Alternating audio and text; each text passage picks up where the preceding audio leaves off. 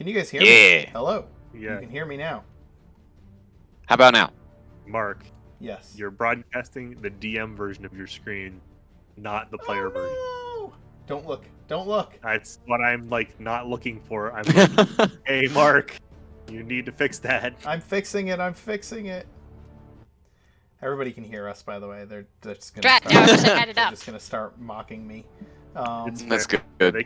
They can meme, but I'm trying, in the spirit of fair play, I Thank couldn't you. let that one go.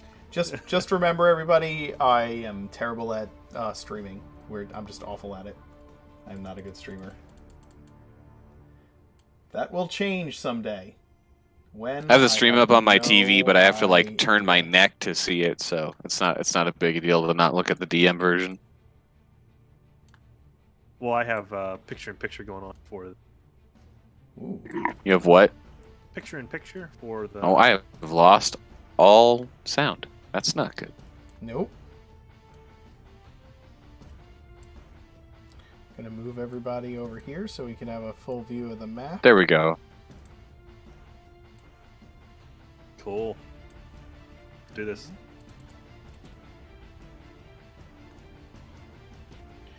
When we last left off, you were in this corridor filled with kobolds. Why don't we go ahead and let you all say hello and introduce your characters again for the second time in Artifact Recovery Corporation history. All right. Fearless leader, you're up first. I'm Pippin Slacks, the rock gnome alchemist. You want me to do like a full introduction, or? Yeah, go ahead. I one day had a terrible alchemist accident and created a black pudding that was sentient and that had restorative properties instead of destructive ones.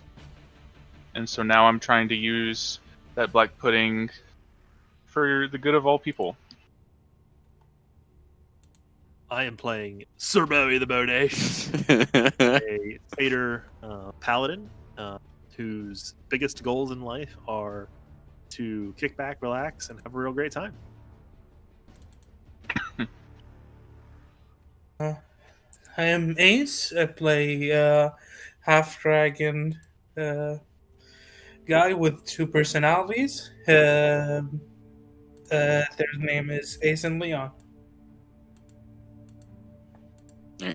I'm playing Automil, the the high elf, 16-year-old rogue who is joining the Ark in the hopes to bring back a ton of money to bring his family out of poverty. Playing Long Paws, Goliath Ranger, who's cursed with social anxiety and has a thing for pussycats. I'm the Mark Knight. I will be your dungeon master tonight and most evenings. When we last left off, you had made your way into the initial corridors of the halls of Wundelberg, a gnome artificer that was lost to time but has recently been rediscovered, and Ark has been hired to find his greatest creation within these halls, Wundelberg's Wand of Wishes.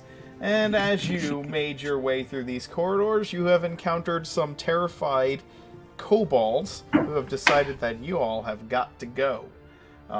Flinging things at you like grubs, bees, slime, and other gross things in bags. You have been dealing with quite a bit of their shenanigans. I believe we left off last time at the top of the order, which Pippin means that it is your time to shine.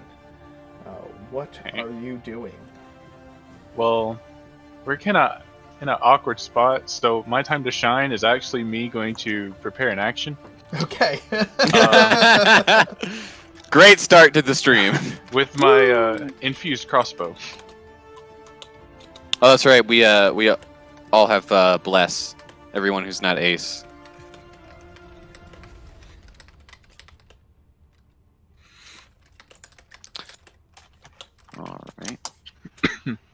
Gotta remember that D4. Right.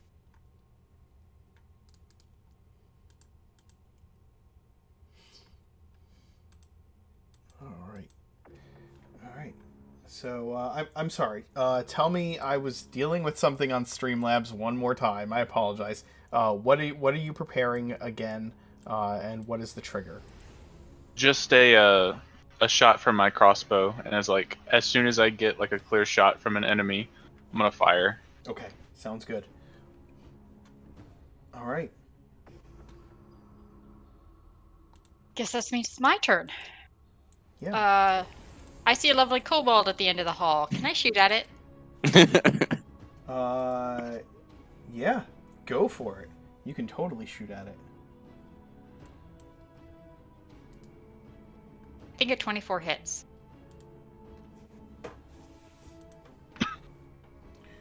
That is definitely going to hit, and you take that kobold out. So, Pat, I realized what had happened. When I restarted Streamlabs, it started looking at the wrong Roll20 screen. So instead of looking at my player screen, it was looking at my DM screen. So I just had to fix that. So long pause, you just went, and you murdered this kobold at the end of the hallway, rather efficiently, because that 11 points of piercing damage is going to double its health total. Little thing. Yeah, they're just little kobolds. Wow. These poor guys are just getting iced. Yes, that's going to happen with kobolds, but they're going to cause a lot of trouble before that happens. Sir Bowie, I love the kobolds. Bodacious, you have slaughtered this kobold in the room that you are in. It is going to stop throwing rot grubs at you permanently. Where are you headed? 5, 10, 15, 20. I'll see the one in the room to my right, I'm assuming, Yes.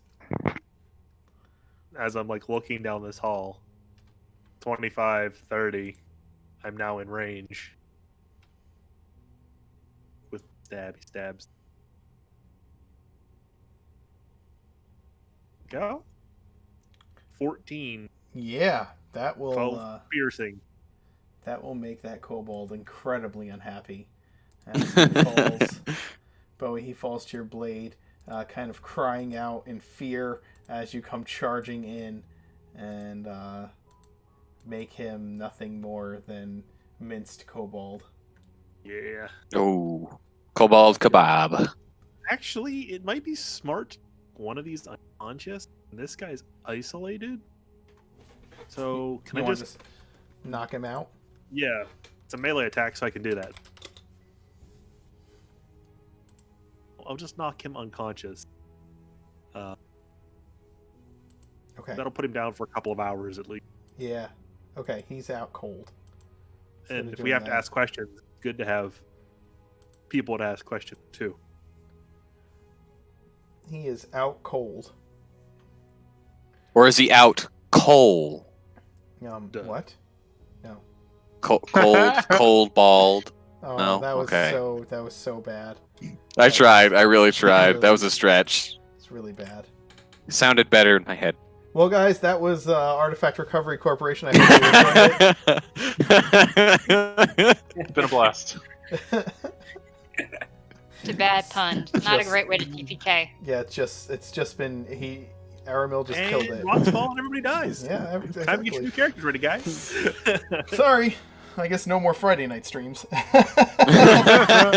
Another pit opens up under me, and I just. Straight to the night owls. Straight to the night. Yep. Ace, it is your action. You're in spite of the initial delays getting into this hallway, your crew seems to be making its way through pretty easily. What are you doing?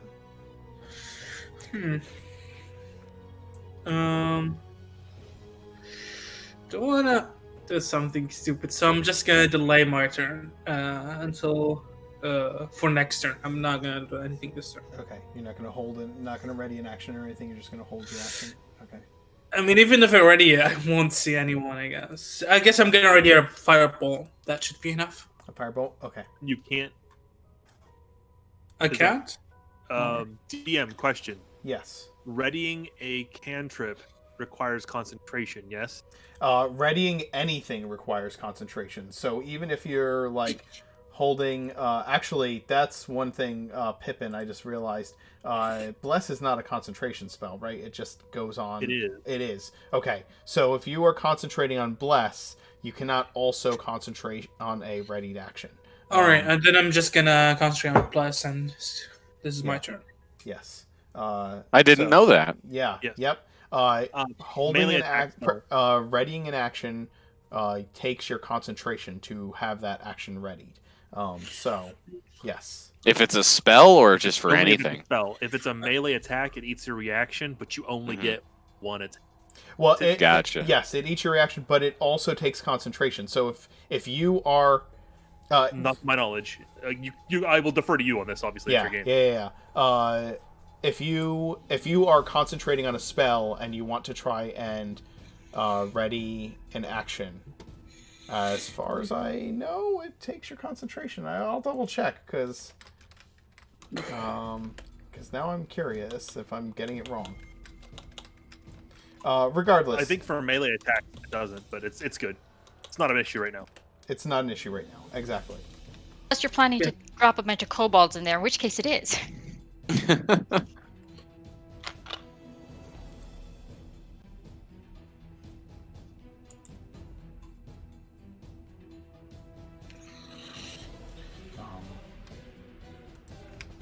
All right. All right. So you're just gonna ready. You're just gonna hold your action. Yeah. All right, and the kobolds are gonna start doing things. I'm actually gonna put the out cold mark on him there. He's got that little. I've got that little marker on him so that we know that's the one you knocked out. Hmm. The kobolds are just gonna move around.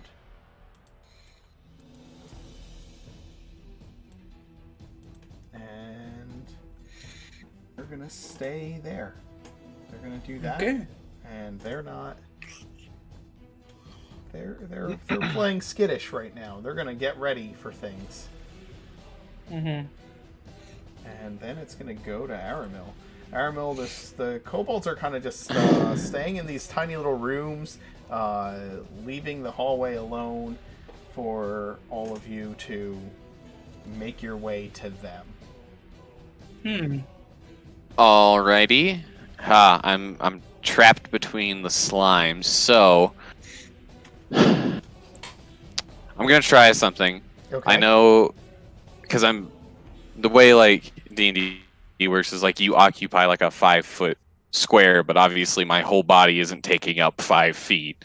Right. So I'm gonna, my tiny little elven body is gonna back up as much as I can in this space, and I'm going to try and like wall run around the corner to get here over the slime, so I don't have to step in the slime because I don't know what it does, and it's got me freaked out a little bit. All right. Give me a. Give me a dex. It's gonna be acrobatics probably, or a dex save. They're both +7, Yeah. so Give me. All right. Give me a dex save. okay. Oh, did that work? It didn't. Okay. Oh, it's rolling it in the.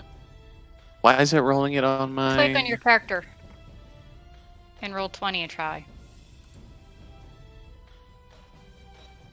Oh, yeah, maybe that's it. Oh, make sure you click the number at the bottom, not like the dexterity plus. Oh, okay. There we go. Okay. Should normal roll. There we go. Sorry, still yes. not used to. Yes, you dip or you wall run over where the slime has hit the floor and end up on the other side of it, completely clearing it. You kind of like push yourself back against that wall and do exactly the running jump that you were hoping to do, and do not end up hilariously in the slime. Quite unfortunate for me. I don't see anybody, so I'm going to do what any rogue worth his salt would do in this situation. I'm going to duck in the door frame here, and I'm going to use my bonus action to hide. Okay.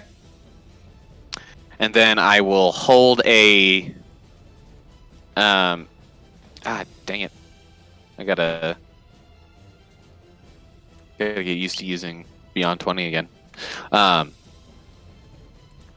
And I will hold a psychic dagger to, I'm flat on the door frame, just doing the corner peek, having one of my psychic knives at the ready in case I see a kobold. And that'll be my turn. Okay. 23 stealth, so I'm just...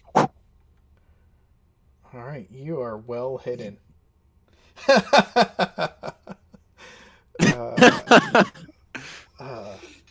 You duck and cover. Pippin, it's back to you. You've been holding, but none of the kobolds seem to be popping out of their den. And now people are starting to clear the hallway. I'm kind of overjoyed about that no one's popping out. But I would also assume that for a gnome to try to clear that, I would have to roll for it. To clear the 5-foot space. What is your what's your dexterity? My dexterity is 16. Okay, then you should. Well, you should. It also depends on if you use the jumping rules in the book, because there's it says if you get a 10-foot head start, you can jump a number of feet long ways equal to your strength score. That is correct. Yes. That is correct. So, as long as you get a running start, you can jump over that pit. But with Aeus in front of you, you're gonna have to. I don't know that you'll have a running start because you'll have to move past him to jump over it. So you will need to make a roll at this point. But if Aeus gets out of your way, then you should be able to run and jump over it just fine.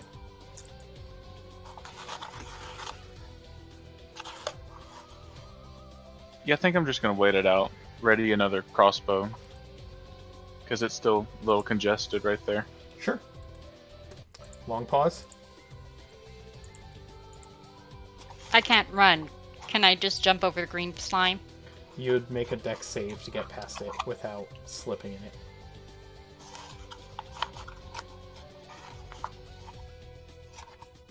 Oh! Long pause. You have less. You have bless. Yeah, how do I do that? Just Roll the... there's a little die code on the side in roll 20. You can see a little hexagonal die shape. yeah. You can hover over that, and it'll give you some dice to roll. Fingers crossed.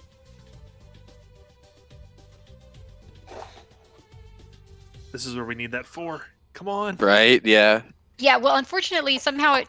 Okay, look, it's going to roll an insane number, and then I'm going to try again. Okay, because I accidentally clicked it twice, and then I couldn't make it go away. So ignore the number that comes up. Yeah, that's the other thing you do. Except if it's not even going to end it, because... Right, just type in /roll 1d4. Yeah, that's easier.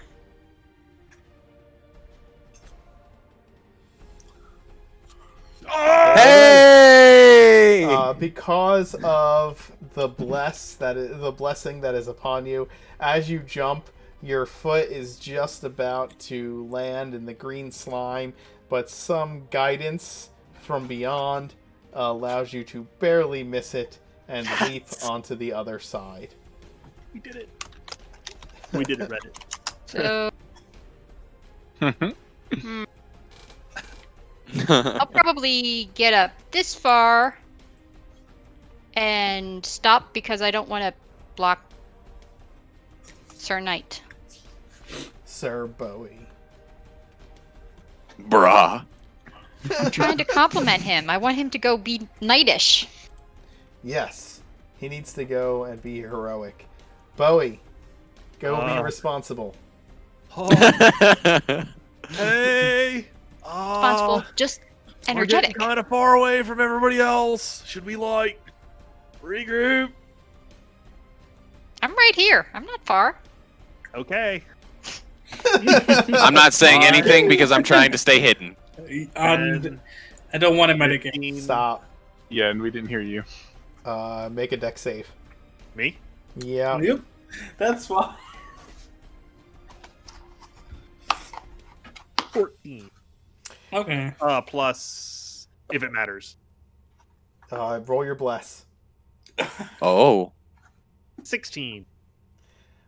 Perfect. That is just enough to roll forward in time for the, you feel the tripwire press against your foot for just a moment, and you Oh no. leap over it, and you look to the side, and you can see the wire running up the wall to a small stick holding up the ceiling above you. Wow. I'm gonna yell back, "Tripwire!" And I guess I was what 5, 10, 15. Jesus, why am I the person out front? You're the paladin. Yeah, you're at 15 right there. Is the door on my right open or closed? Oh, it's open. All right, I'm doing it because everybody else is encouraging Bowie to be heroic. We didn't. I'll 20. draw the Here come the prepared tripwire attack. There's the tripwire, and yeah, Okay. you move right there. You stop right there. No, I'm assuming that there are prepared attacks as soon as I come into vision. There's a prepared attack, but coming into vision is is not the trigger. Tell me what you're doing. If you stop there or not, that will depend on when the if they go off. I am going to, seeing that they're not immediately attacking me, I am going to raise my shield and take the dodge action. Okay. Because like Bowie's not all about murder, you guys. I don't know if you figured this out. Bowie doesn't like He was like, murder. "Oh, are we doing this?" Because he does not. He's not all about the murders. That's all I'm saying. Yeah, Aramil isn't either, but I wasn't sure about, because I know last time I asked about the whole being able to knock people out with psychic damage, and I Yes. thought, well, now that I know I can do that, I should probably start doing that. Yeah, you guys can feel free to declare that you are doing non-lethal damage if you're using something that would allow for non-lethal damage. It's only melee attacks. So if it's a melee attack, you can do non-lethal. If it's like a spell, like you can't non-lethal with a spell. Right. At least that I know of. Yeah. I think last time we said that that there was some precedent to kind of say that maybe psychic damage can be usable for non-lethal, but technically, according to Raw, it's just melee attacks. Right. Yeah, Last time But you we can't decided shoot the that... legs. He uses knives, right? Like knives that are psychic. They Yeah, still they're do melee psychic attack. energy. Yeah. Yeah, we decided last time that with my psychic knives, I would be able to knock people out just by, Just like... scrambling their brain instead of actually doing damage. Yeah. Yeah, Yeah. right. Okay. just you give them a dodge- massive headache and... I don't know if this is the right decision, but I like they're not putting up a very good fight, and I don't foresee Bowie being like murder thirsty. So Sure, that's fine. They do not immediately attack you when you take the dodge action. So, cool. Leon, the hallway in front of you is starting to open up. What are you doing? And so, did I hear Bowie say about the tripwire? Yeah, absolutely. He's shouted it down the hallway. Do I know if it will fall the roof or not? All he said was tripwire. That's the only thing Yeah. he called it. Okay. Fuck. Was having a plan there. I was thinking maybe if we can trap them by closing it. That's it. I'm just gonna try to be in line of sight. So can I move down here and have a running jump to this corner? Will that be too far? You'd have to move to have a running jump. I think you need at least 10. 10 feet, yeah. So you'd have to. Yes, maybe from here. there you could do it. Yep. And can I land here?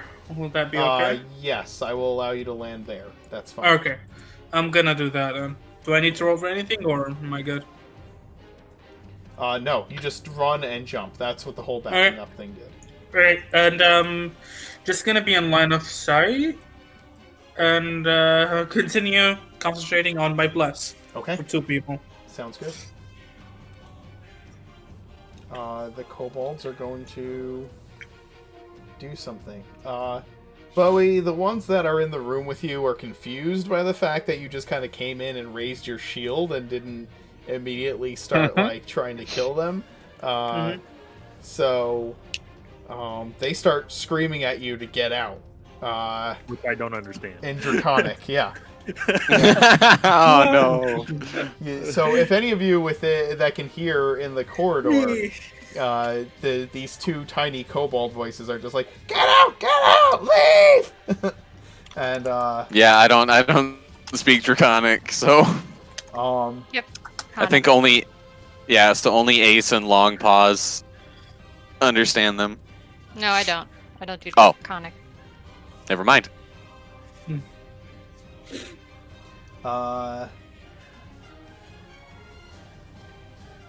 The kobold in front of you takes 1 step forward towards you, sees that you are hiding behind your shield, pulls a little cage off of this huge backpack full of crap that it's got on it, and opens the door to it, and a skunk jumps out and runs right under you.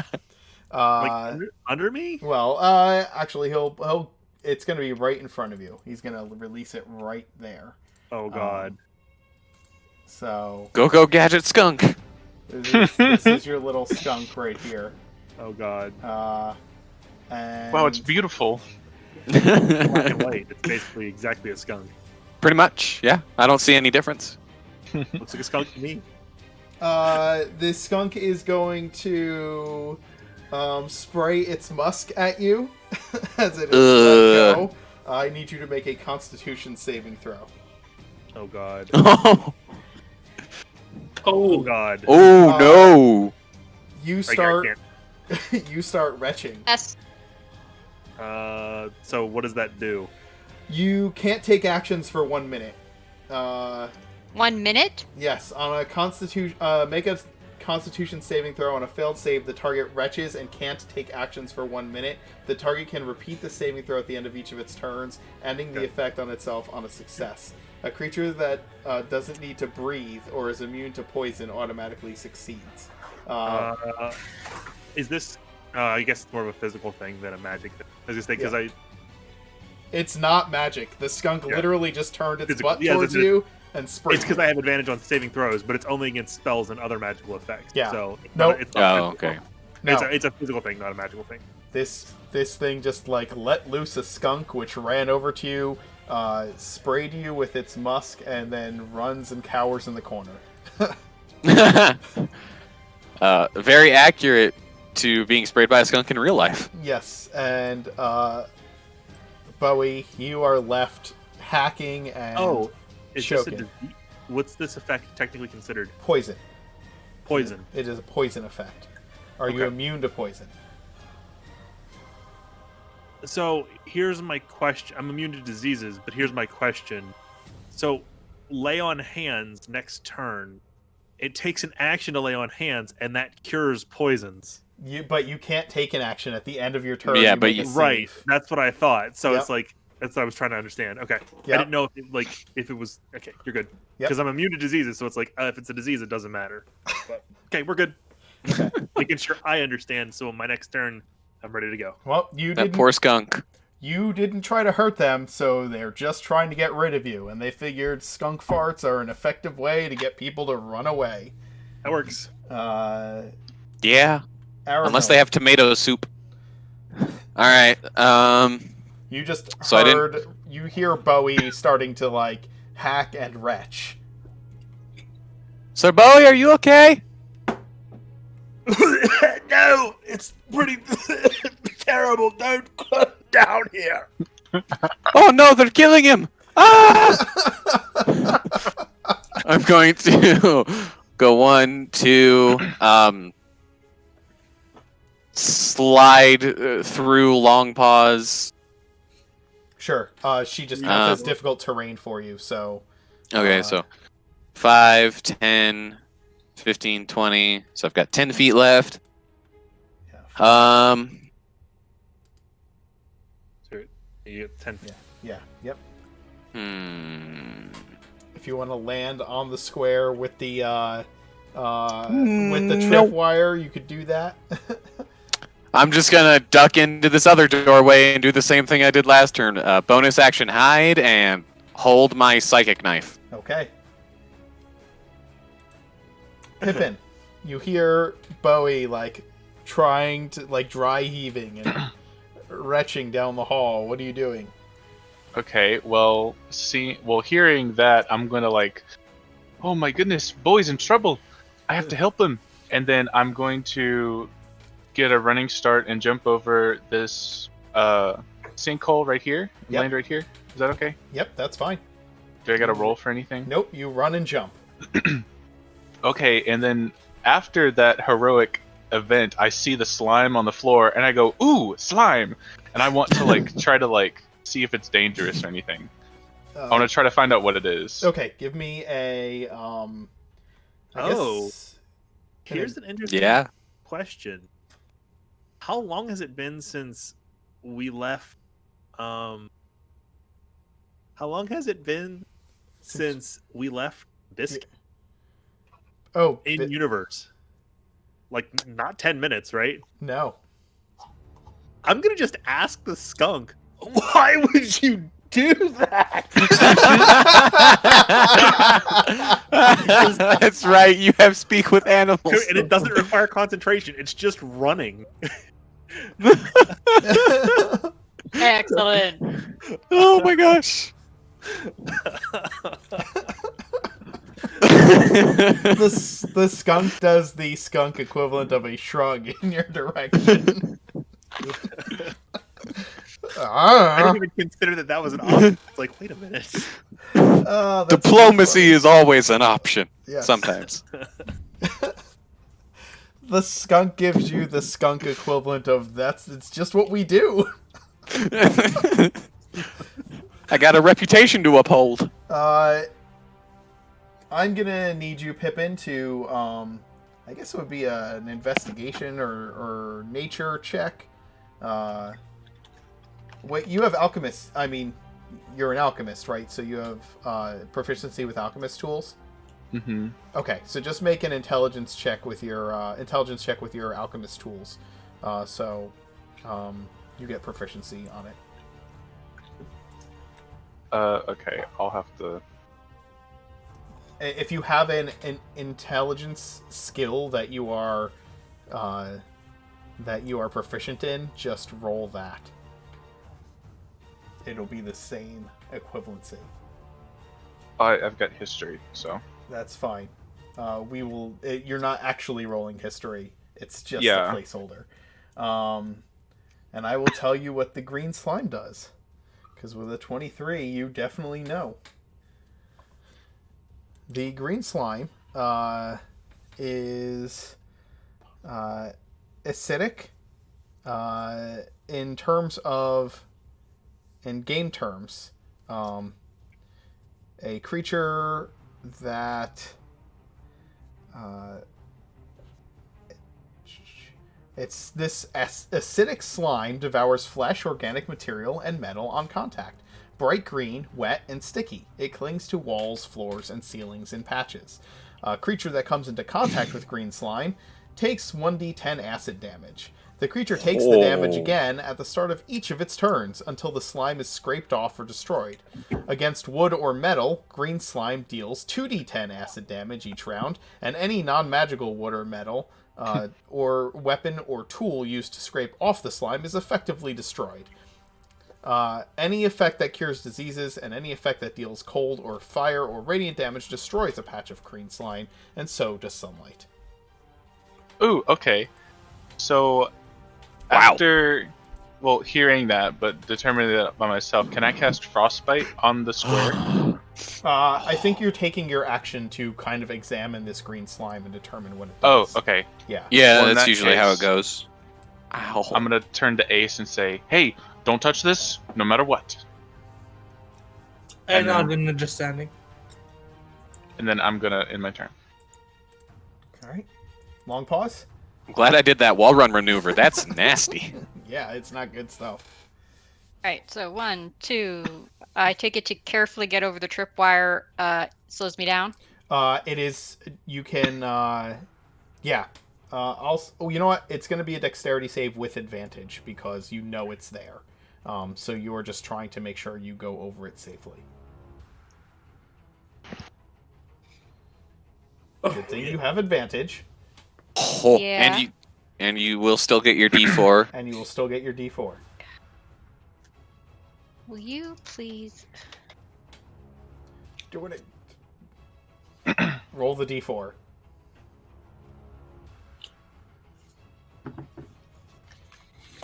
What? Weird.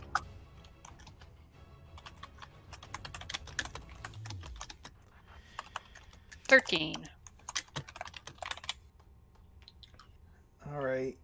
You are being super careful to try and avoid this tripwire, and still manage to kick it as you are going Aw. over it. Got big feet. It kind of comes with being, 7.5 feet tall. Yes. It's really thin tripwire. You can't see it, even though you know it's there.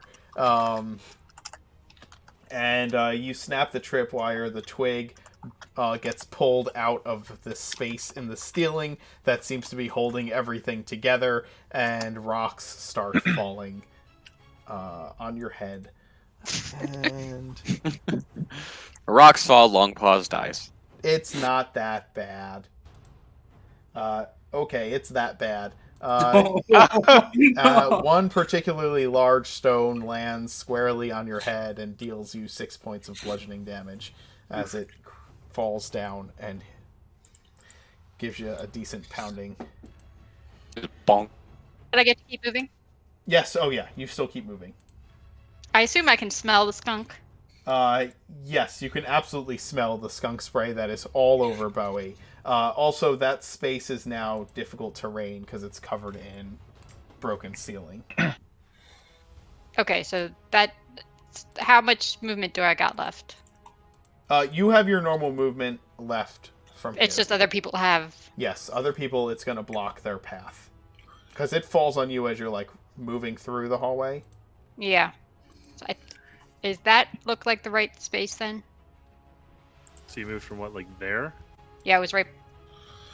Were you there or were you there? I was right here. Originally. I think you stopped here so that Bowie I was could come out, originally right? was right here. Yeah. Okay, so So you're at... 25. You have 5 feet of movement left.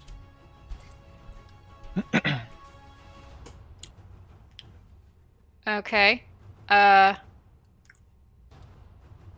I'll step one more space forward and just look both directions. Okay. You Quick. are surrounded by kobolds on either side of you. Uh-oh. Okay.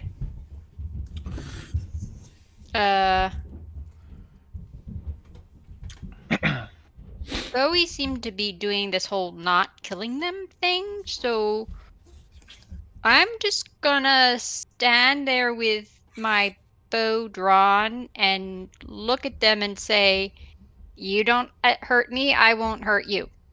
And you're They speaking probably won't. in common, right? Yeah, I figured they don't speak Leonin. No. And they are yelling back at you in Draconic in response to your comment.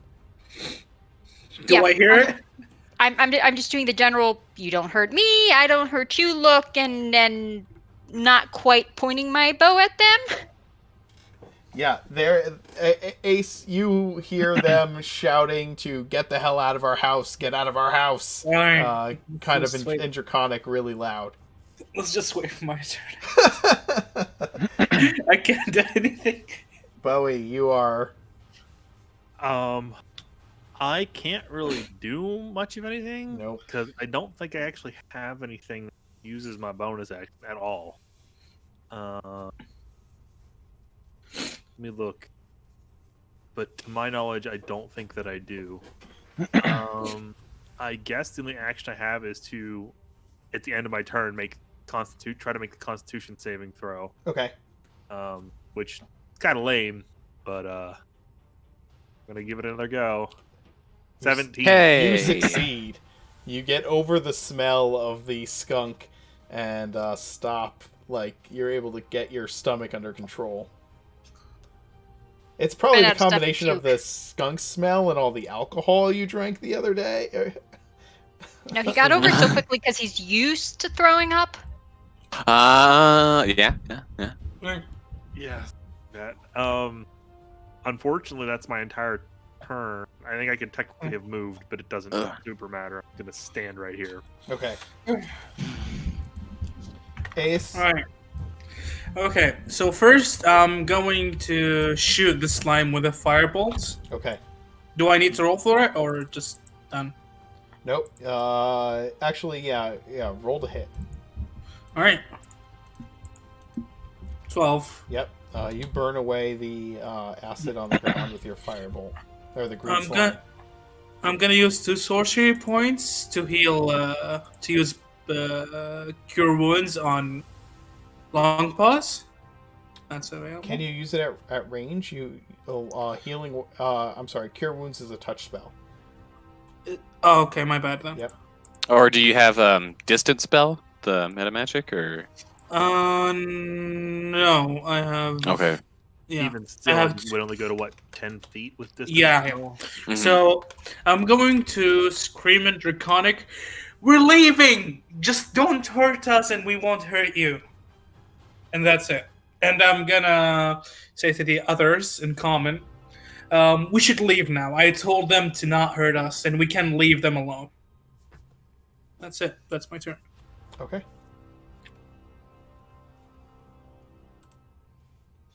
The kobolds are going to...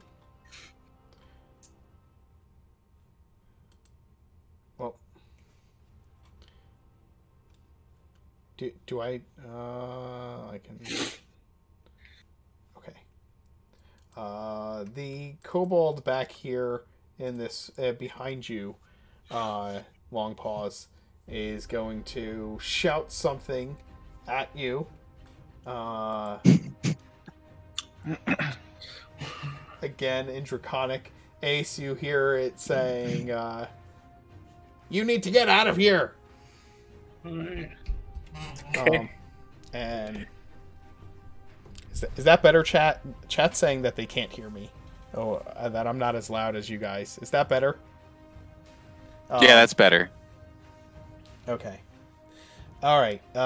There's less echo. Good.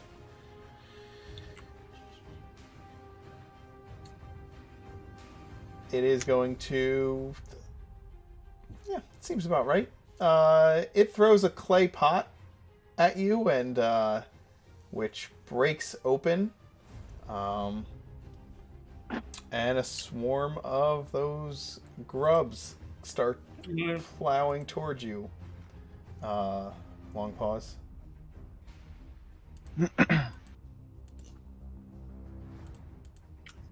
Throwing a pot at me seems like hurting me. I'm thinking I'm supposed to shoot back. It doesn't... I mean, you can.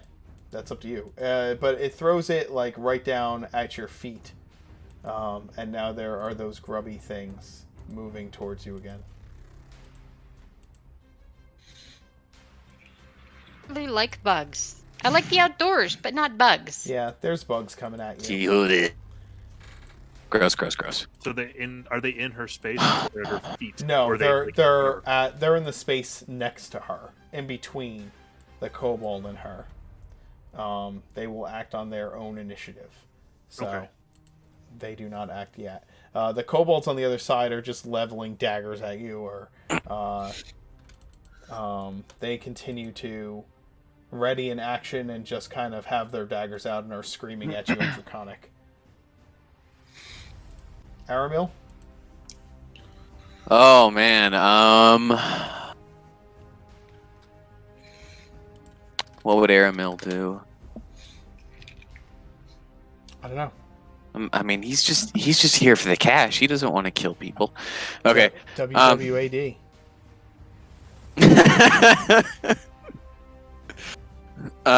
Anyway, I'm gonna poke my head out from the door frame, kind of like cartoon style, and turn to Ace, and then turn down the hall where I hear the kobolds shouting.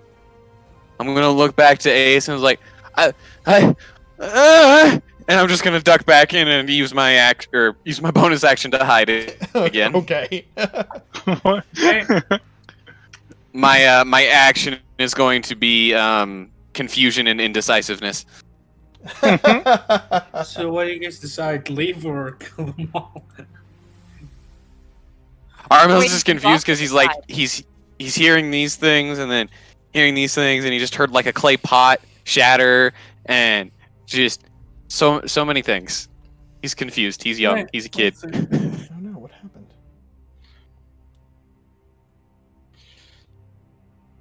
That's it. That's all I got. Okay. Yeah, my Roll20 just reconnected for some reason, or reloaded. So that was very strange. Oh, did the music bot leave us? No. It just the song ended. Oh, gotcha. Okay. Whoa. The rot grubs. I don't know what that was. The grubby things do their thing. They swarm at your feet, long pause, and they start attacking. But a 4 is not going to hit you. No.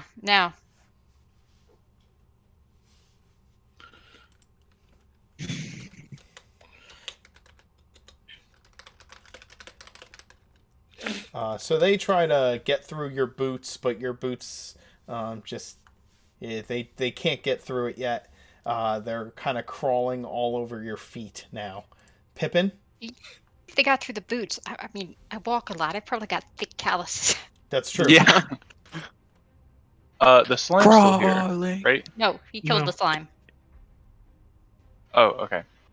Yes, the slime is gone. So I'm just gonna walk forward. I'm gonna get there, I think. Just so I don't block off airmail.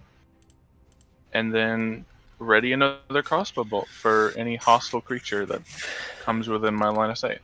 So the boss doesn't say we're leaving? Hmm. Yeah, Pippin, what are you saying? Well,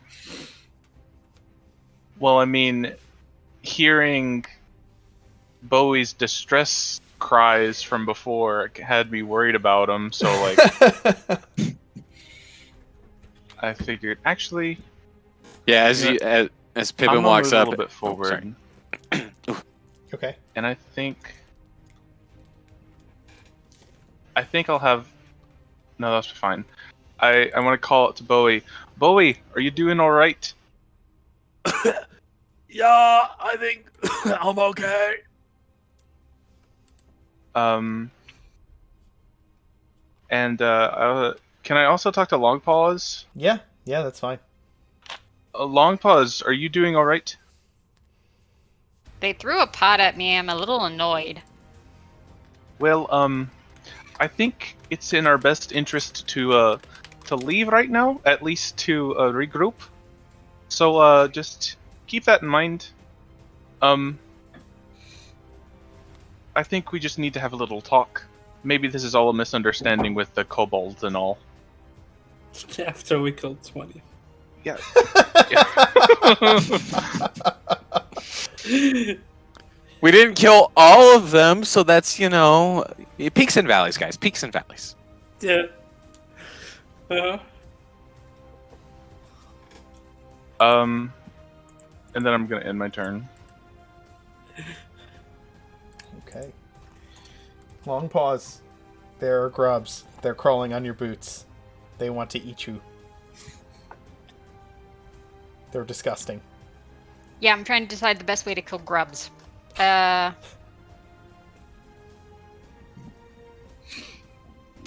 I would step on them, but for actual damage-wise,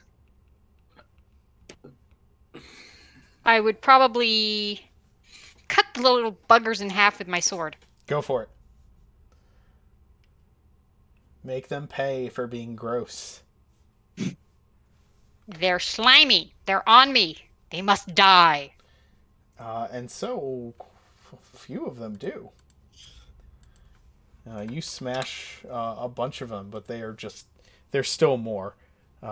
Just slithering and slimy, crawling all over you. Sir Bowie, Try to walk away. They're going to attack me again or whatever, aren't they? Yeah, I mean, you can move out of the way, but they will get an attack of opportunity, technically. Yeah, that was what I was... Are you gonna walk away or what? Before I start taking my... I'm gonna have to ask, not having played as much D&D, is that, like, logically something that... They can move to get you, but if you want to back away, you can try backing away.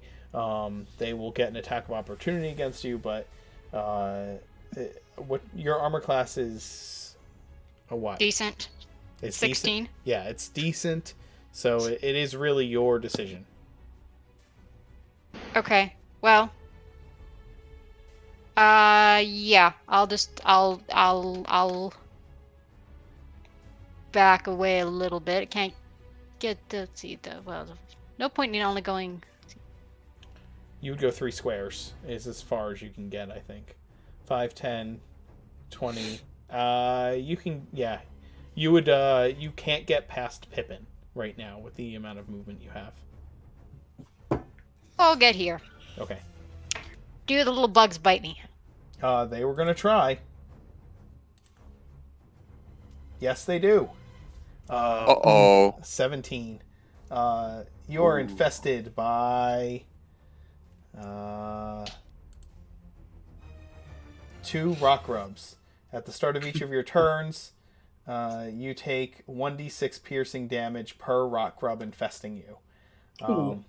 Applying fire to the bite wound. Well, yeah, applying fire. Well, you don't know much about them, but at the start of each of your turns, you're going to take 2d6 piercing damage as they are in your shoes. They are in your shoes and socks. Okay, now Long Paws is thinking she needs to kill all the kobolds. Ooh. Alright. So I saw these like rod glubs like trying to infest her, I'm guessing. I mean, she's starting to back down the hallway. You've had your shield up facing the kobolds, right? Well, happily Oh, tell no, him, you're not "There's dodging." bugs on me! Yeah, now you know. I blow 5 points of lay on hands. There are now no longer bugs infesting.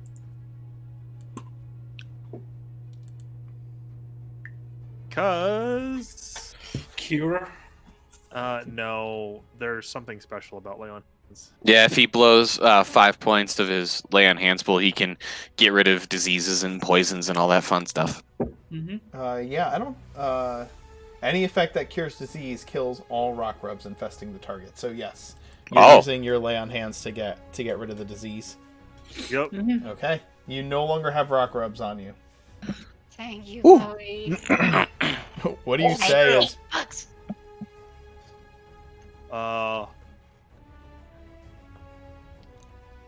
Bowie is starting to get angry. Uh-huh. Like to the point where I'm wondering if I'm just gonna start trying to kill all these people. let me hear Bowie. What's going on with Bowie? So Bowie does not want to kill these people, but these people are doing like some genuinely evil things, right? Like, Even though Kidnapping skunks, throwing rock grubs. Ace told them not to Yeah. attack, they Eating it. still attack. I'm thinking it's like, yeah, we're about to not be very happy, and if We're like right there. you're right, and like it's like this is gonna be an all or nothing thing here. All right, If do they whatever don't, you like. if they, yeah, Ace? Are you done with? Do you have other things to do on your turn, Bowie? that I mean the other thing I have to I'll do be is right a back. bonus action, so I Okay. can't do anything with my bonus action because I'm a paladin. All right. So you back up, you cure Long Paws, and Bowie's like starting to just get pissed. Yep. I'm wondering if I could do something stupid like try to attempt a long jump in front of everyone I and don't. just lead a charge. If you double move, that gives you what 60 feet of movement, right? So, And you're gonna take each person that's 20. That's 25. This is 35. This is 45. This is 55. So yes, if you double move, if you use your action to dash, you can get to the other side of everybody. Alright, Ace is gonna do something epic here.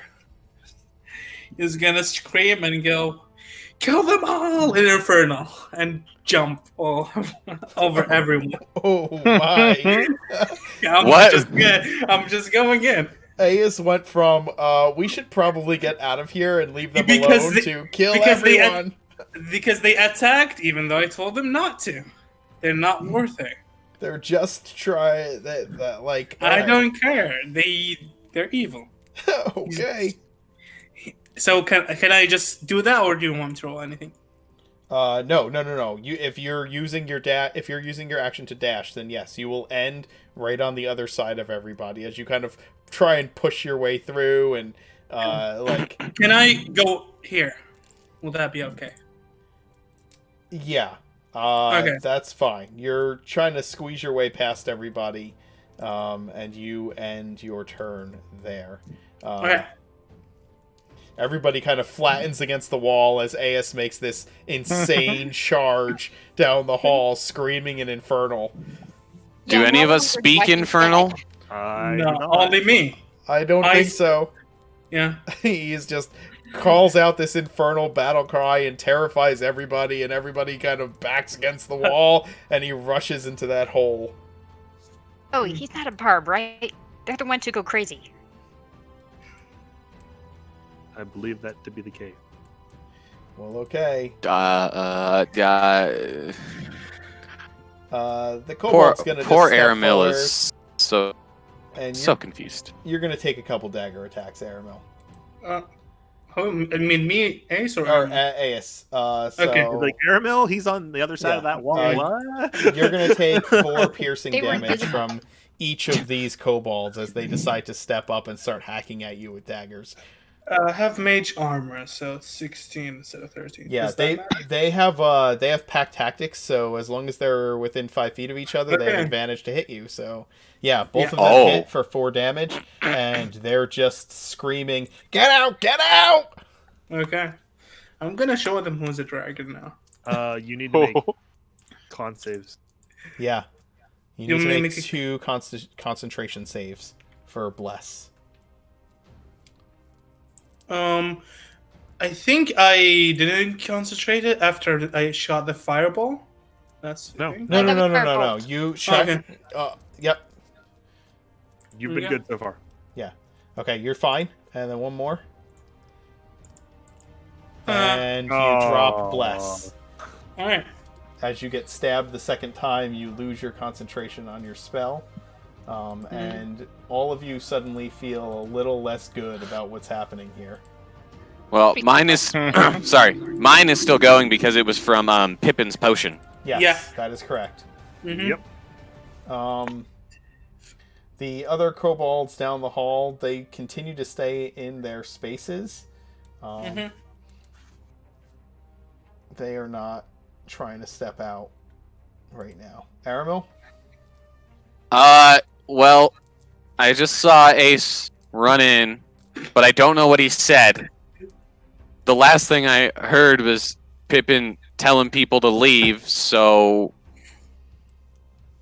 Aramel's gonna step out into the square, look at Pippin as the one who declared himself leader, and be like, and then 5, 10, 15, 20, 25, start making my way back this way. All right. And I guess I'll hold my attack for my psychic knife if I see a kobold, but I probably won't. Because everybody's in the way, so. Yeah, everybody's in the way. These rock grubs come sliding down the hallway and start crawling on your boots, Bowie, or on your hooves. But you're kicking them off, and they're not making any purchase against you. Sure. Pippin? Things, all hell is breaking loose. Any semblance of control you had over these imbeciles is getting out of hand. Yeah, Pippin is doesn't know what to do. But he sees the immediate threat is the rock grubs, and he's going to cast Frostbite.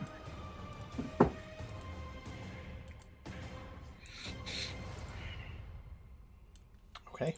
I love that epic finisher of the music for fighting maggots.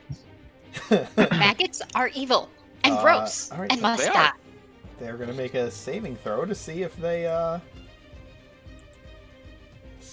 survive this. And they do. They succeed at their saving throw. They are hardy little maggots. Mm-hmm. Dang grubs.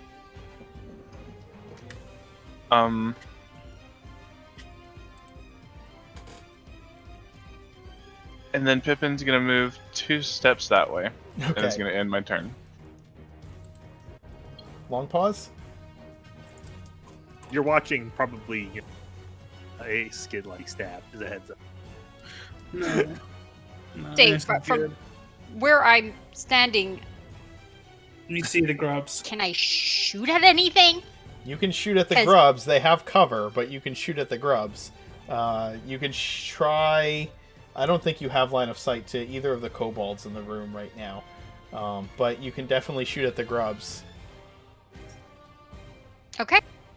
We killed the evil bugs. Or at least we try to. Bugs must die. Okay, they did. Yeah, that actually hits. You kind of like our tower. You're like a head taller than Bowie, maybe, and somehow you find a way to like duck to one side of him or the other and fire off your arrow. Oh, I'm shooting between his horns. Ah, she's using his horns as like a Range- target. Let's go. Let's go. Yeah. Rangefinder. Yeah, in an emergency, I'm going to just put a rubber band between them and pull back and... You skewer like two of these grubs with your arrow, but it does not seem particularly effective against all these tiny little creatures. But you get a couple of them. Oh. Interesting. Sir Bowie. So I can't move Ace. He's kind of in a bad spot. He is in a bad spot. Don't worry about Ace. He's good. No, we're good. I am going to, seeing that they're now stabbing Ace, I'm going to. Can I occupy the space the grubs are in? Like, to walk over them? I will say that, yeah, they're on the ground, so you can step into the rock grubs. It's not going to be great standing inside the pile of rock grubs, but you can do it. 5, 10, 15. Yes, I know this provokes an attack of opportunity. Absolutely, it does. 16. Does not hit. Okay, so they try to swarm on you, but you kick them off as you run past. My turn is going to be spent on attacking. Yes. Its eyes bug out as you enter the room. 10's not gonna hit. I don't have blessing. No, You come charging in, and it ducks, and you swing over it. Yeah, that's all I can do. All right. But now, Ace doesn't have to worry about reaction attack. It's yeah. Can I Dragon Breath is a range attack, so it provokes, right? Nope, it does not provoke. All right, I'm gonna use Dragon Breath, breathe in, and use my racial ability that I got from being half dragon. They have to make a saving throw. Okay. DC 12.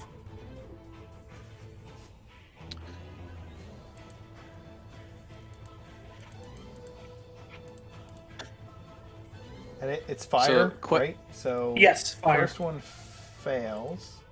Mm-hmm. Second one also fails. Mm-hmm. What about the skunk? Yeah. The skunk also fails. Oh. Well, that's so, dinner. You turn these kobolds into crispy critters, and the skunk also turns into a pile of flaming skunk corpse. All right, Smelly and, ashes. Can I spend 2 points and use Fireball as a bonus action on the maggots? Yep. All right. Quicken spell. One of the best ones. Quicken and Twin are so good. 5. Sure. You burn away 5 of like a handful of these grubs. They're still moving around and writhing around over the charred corpses of their fellows. When bugs have more health than kobolds. It's not that they're hardier. It's just that there's more of them in one space, right? Yeah, they're Yeah. a swarm, so you gotta like Mhm. smack away at it. Yeah, it's just shooting fire from everywhere. Yeah, Longpulse is a little confused by the bright flash of light from the doorway. Oh yeah, Ace is just blowing fire everywhere all of a sudden. He opens his little human mouth and he breathes fire out of it. We see no little human mouth. We see a Max funky rolled damage mask. on that Oh too. yes, Yeah. he does Yeah, have a he that's removes right. the mask. He removes the mask. He lifts the mask up and breathes Oh. fire and then puts it back We don't down. get to see it coming out of a little slit. That No, would be cool. it's like Mortal Kombat Scorpion moment, right? He like Yeah, pulls the yeah, exactly. There's just a skull under the mask.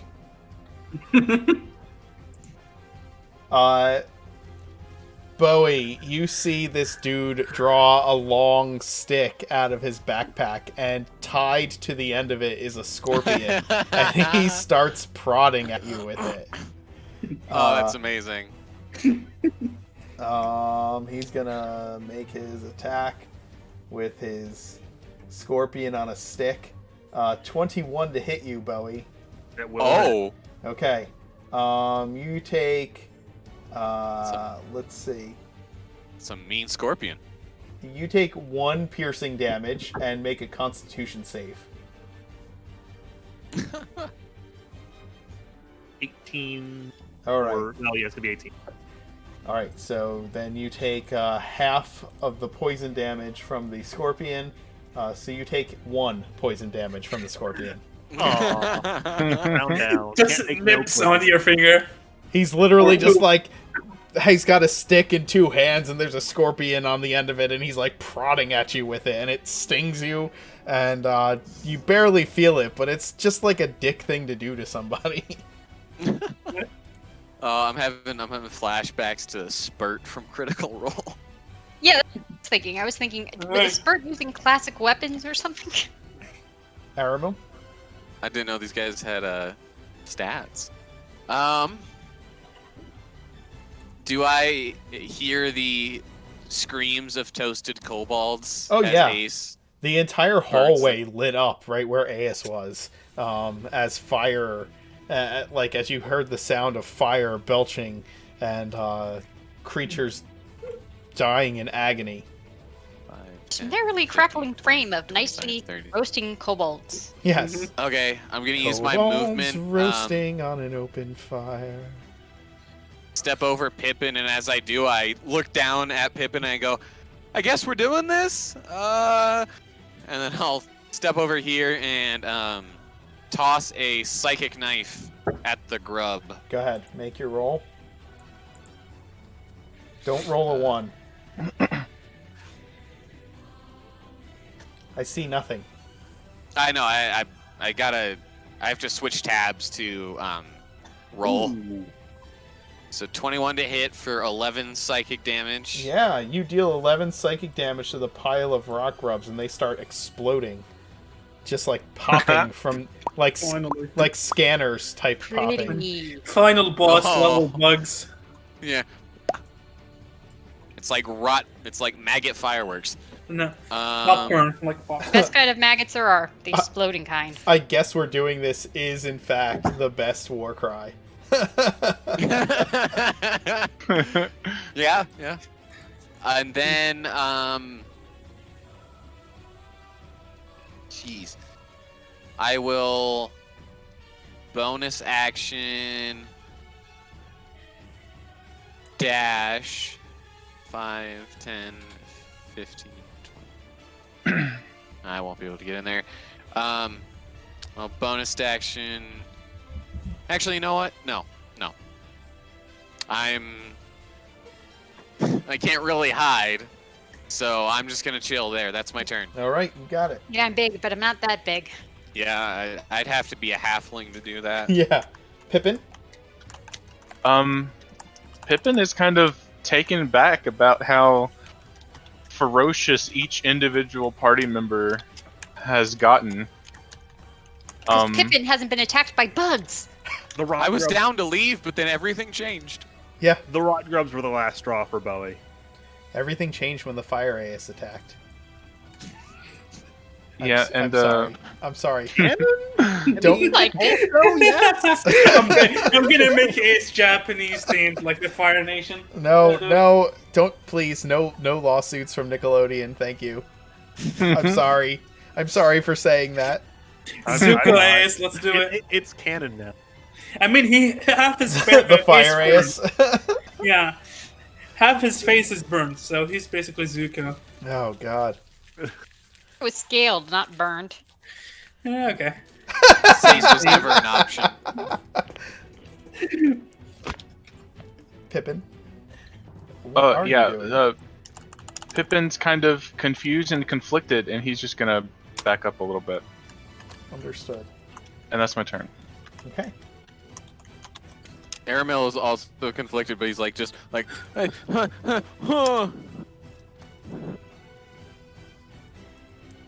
So, I'm annoyed. They threw bugs at me. They I don't did. like bugs. I'm gonna walk up here. I'm gonna shoot at the evil kobold. The one that's throwing bugs. No, Bowie's dealing with him. I'm gonna shoot at the other ones. Okay. Because I'm mad at them all now.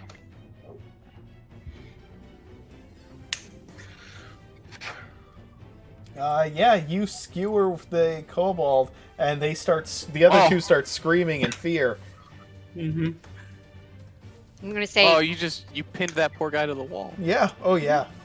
and then I'm gonna just back up here because I can't shoot again. So I dart in, shoot, dart back, and say, "We're killing them, right? That's the plan." I look up to Long Paws and she says, I guess. I mean, I don't want to, but They're mean. They must die, or at least be whacked on the head a few times.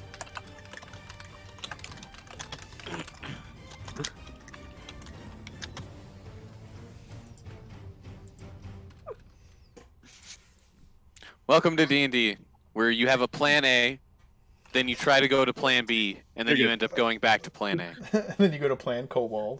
Yeah. Sir Bowie. Accidental I mean, removal of kobolds. They have been accidentally removed. Oh I- my I mean, shooing god. gestures, not thrown things. Yeah. So 8. Shooing gestures mean leave. Throwing things mean fight. Mhm. Yeah. If I could roll above a 4, we'd probably be in business. But Sir Bowie's bad day. Yeah, It's because you didn't really want to fight. Your heart's not in it yet. it's true, Bowie. Mhm. What's that? something like that. Yeah. Your heart betrays your actions. Yeah. All right. Bowie, you go to skewer this guy, and he's just waving his scorpion stick in front of you, and it's hard to get a beat on him. Just like hopping around, like Ace. Fair. He's the Muhammad Ali of kobolds. Float like a butterfly, sting like a scorpion. Honestly, okay, I'm just gonna go full on berserker mode. Go with a firebolt in hand and try to intimidate both of these into submission. To like not do anything at all. All right, roll to intimidate. Come on. Oh, +6. Come on. No. You run in with like the firebolt in your hand, and you're yelling at them in Draconic, and they're yelling back at you in Draconic. Alright. And they're like, "You killed all our friends!" And Alright, can I step back here, or is that it? Well, all of them but Yeah. one, technically. So. I mean, Can I still shoot? Because they said I have bio, or is that? no, shooting? you try to intimidate as Yeah. so 5, 10, 15, 20. So you can take a 5-foot step back, but you will be taking an attack of opportunity. You know what? I'm gonna step back so I don't block the others. I'm gonna take the opportunity. All right. They are going to miss with their attack of opportunity. All right. Your turn, little man. Yeah, well, it's the winged it's the kobold's turns. The kobold here is going to attack you with his stick scorpion again, but I think a 14 is going to miss as he kind of tries to swing it at you, getting your shield in the way. And the kobolds back here are just the kobold in the back here. Seeing that nobody's coming in the room and one of his buddies just got shot, he's gonna open up this little hole in the wall that's big enough for him and his buddy to fit through and skirt on out. They're like, nope. Oh, Okay, so they left finally. they have tricks. They're not just kids. There I you set go. myself There's a up for that one. I really did. There's a little S of a secret door right there. Secret. Nope. Secret Okay. kobold man. Go. No, I Arnold. was gonna go secret tunnel, but that's also from Avatar, and we just talked about our lawsuits, Nickelodeon lawsuits. All right, I'm gonna go 5, 10, 15, 20, 25. Can I like diagonal move through the doorway to get here? You can move past Bowie. You should be able to move past Bowie Okay. to get there. I will do just that. Get in here. Look at Bowie. Look at the kobold with a bug on a stick.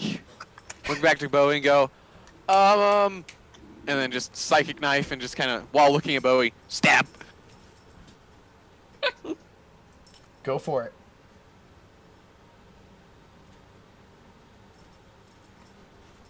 Roll your attack. Yeah, I'm rolling. He's Sorry, trying. He's sorry. trying. Yes. Hey!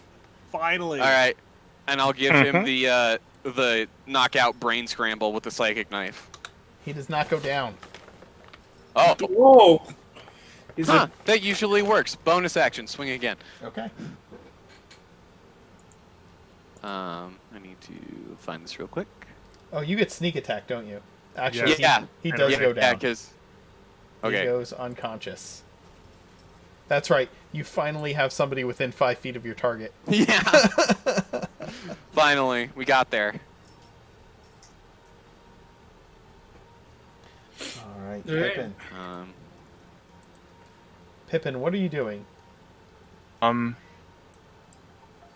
this whole time, my past like couple of turns, I've just been slowly like stepping back because Pippin just doesn't know what to do, and he still doesn't know what to do. Mm-hmm. So he's gonna call out to the party and go, "Are you guys all right? Sit over." Are we allowed to respond or? Okay. Right. There's no I'm enemies in conflicted, sight. They keep but okay. throwing shit at me. I think they left us. The two left just went away. No more do evil you- bug throwers? No, I knocked the last one out. Pick it up and think- bring it along. We'll go talk to the door. Okay. Mm-hmm. And I'll just grab the kobold dude with a bunch of stuff by like his arm. There's another one in the room to the left. Yeah, but Where- he's torched. No, there's no. this guy. This one. Yeah, I No, know. he's the up- line. yeah. Well, if Bowie tells me about him, I'll go pick it up. Oh yeah, he didn't tell us. Seeing some of the shit that they've thrown. I'll pick it up by the tail like a rat. No. Are there ones that have stuff that I could like take Yeah. the shit that they were throwing at us? Well, this one had stuff on it, but it is burned to a crisp, and so is everything that's on its back. The one in Right. front of you, Oh. it seemed like picking up that stick was like one of its last resorts. As you look through its backpack, you do find like one of those pots that it had. Mm-hmm. It's just a ceramic pot, Okay. kind of hanging off the side of its bag. The one back here was all out of junk to Okay. throw. So, Okay. So the ceramic pot, is it one of the ones with grubs in it, or is it one of the ones with slime in it? you pop it open, and it looks like there's some kind of liquid sloshing around inside. So it's probably the green slime. Okay. Sorry, there was somebody at the door. I'm going to take the pot and hand it to Pippin. Are we heading out for the door or whatever? I am planning to try to like recoup like the main Yeah. lobby, as it were. Yeah, let's assume we. S- there. So So we're are walking we- back here. Are we out of combat or? Yeah, for now. There doesn't seem to be Okay. anybody coming after you. Okay, So, I'm taking Kobold Underconscious 1 by the tail and heading for the door. okay. I will take not sure unconscious how I'm kobold getting number 2. Across the pit with him, but we're gonna have some fun. I might have to throw him. Yeah. Just actually- fill the pit with it. Oh no. Well, there's some softer targets. I can throw them on top of the other ones. Yeah, you're just gonna throw the unconscious one on top of the pile of dead kobolds in the next room. Oh. Well, it's either that or I have to try jumping with him. I mean, Yeah. Oh, swing I think the that's thing a a war little crime. You just throw the unconscious kobold onto the rest of his cohorts as you guys head back to the just lobby. until I get across, then I'll pick him up again. So we all regroup in the main lobby with our kobold hostages. God, this is No, not he's a how new I thought this was. I'm not sure how I feel about you calling a sentient creature a pet. Just saying, you know, Yeah. on principle. And what are pet names for? This is a living, breathing, talking, thinking creature. That's a little Right. different. No. But like people give other people pet names. That's also different. But Longpaw doesn't know how. She's never been in a relationship. I guess neither is Aramil, so. So yeah, Pippin, you have a pot of green slime now. Yes, you do. I'm gonna give that to you. And let you do some experiments on it. Mm-hmm. I'll take some of my rope and just like Tie them up, yeah. tie the two like their arms behind their back and like I'm basically doing like a shoestring knot because I don't know any other like actual knots. So I'm just like tying their wrists behind their back like I would like be tying my shoe. And this is a door, yeah. That is a door. But Do it's we- a closed door, I assume. Is the main door closed or open right now? You guys didn't close it behind you. It's still sitting open. Is this like a wooden door? That door there. As you look at that door, it is.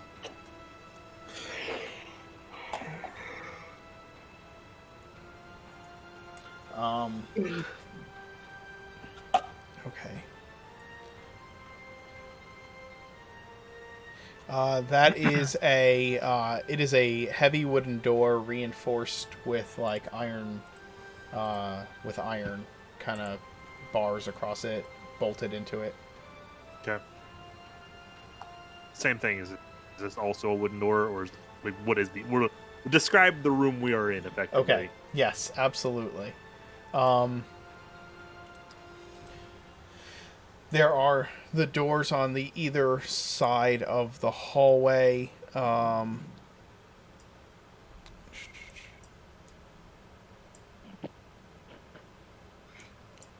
There is there's a locked door on either side of the room. They're each the same looking door. They're the wooden door with iron reinforced wooden doors on either side.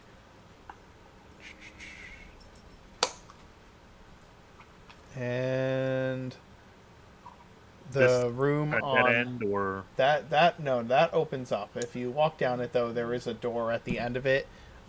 Same type of door. okay. Okay. So that's what you see. You have those three doors. They are all the same type of door. And then there is a wall back there. Back here. Stone wall there. Well, after getting out of that hallway, Pippin is going to basically frisk the other party members to like see if they have any wounds, and he's frantically going, "Are you okay? Are you okay?" Just over and over again to everybody. I'm fine. I didn't No. get touched. You There sound were like my evil mom. Calm bugs down. on me. Yeah, I'm like mostly okay. I kind of smell really bad. He needs a that's That's what true. that smell is? That's you? Ugh. Yeah, it's not the best. What happened? What'd they throw at you? In a particular order.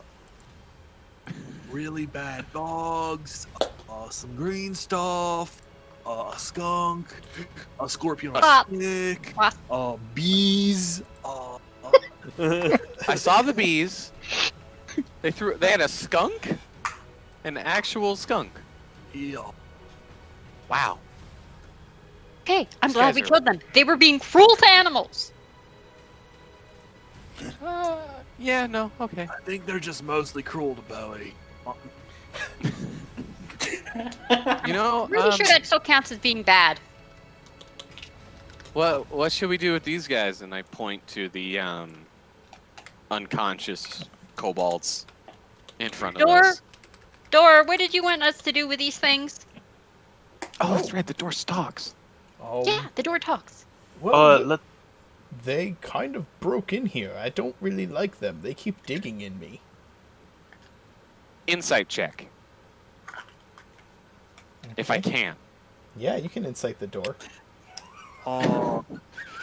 It's a speaking person, Yeah, so you probably have disadvantage to incite the door because it's Okay, a door and not a person. Check its facial feet. He just wouldn't let me- face. So Yeah, just, no. It's only one, so Yeah. just like a generic question, DM. Yes. How much of like the Forgotten Realms style lore is true in Oridon?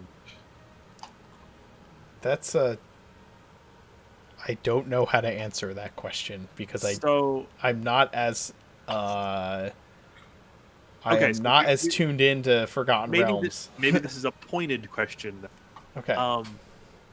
In the Forgotten Realms, gnomes and kobolds hate each other.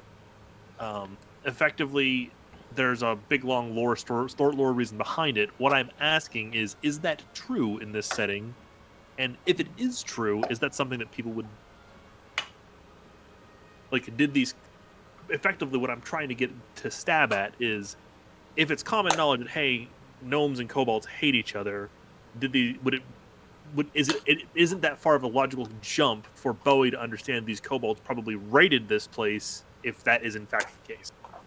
I think that would be a fair assumption to make. Okay. Aramil's just squinting at Wundelberg door. Hard to read. Face is harder. True. I mean, he's probably telling the truth, but The best assumption you can make is that these kobolds, like if this door is telling you that the kobolds broke in here and have been digging through his tunnels, regardless of if there's beef between kobolds and gnomes, you at the very least know that he doesn't like them being here, and they probably are here raiding things, or at least living here. I mean, we don't have to kill them. We can just Kick them knock out? them all out, bring them here, and then evict them. See, here's the problem. There's a lot more of them than there are of us. Like, a lot. Yeah, we handled ourselves pretty well, though. I mean, I've never been in a fight like that before. So I mean, I think we did. I think we did a good job. I mean, we're all in one piece, right? I am. I'm half a I piece. got all my. You've I've got all got your holes in limbs. me. Yeah, but I've got holes in me that don't belong there. Those will heal, though. You can't regrow an arm. Says who? The fact that I have an uncle who has been missing an arm for the better part of a century? I think if he Find a could figure better out a way to cleric. grow it back, Eh, he would have done it. Let's just ask the door. Do you want us to kill them or just kick them out? We don't have to do something we don't want to do. I don't care what you do with them. I just don't like them here. Okay, I'm just gonna put them outside in front of his face. Like that's not inside the caves anymore, right? According to There are a bunch of... Wait. This is a stone building, right? Oh yeah, you're inside a mountainside. How flammable is it? Not very. It's a mountain. But I We mean, smoke them out! well, that's where I was going with this. Depending on how cruel or mass warfare you want to get, all we really technically have to do is light a big enough fire to suck all the oxygen at this point. I wanted to smoke them out, not suck the air out, because I want them to leave. I don't want to have to clean up the bodies. I also, I don't know if Wundelberg would like us setting a fire in his, body. Like, this is really confusing to me, guys.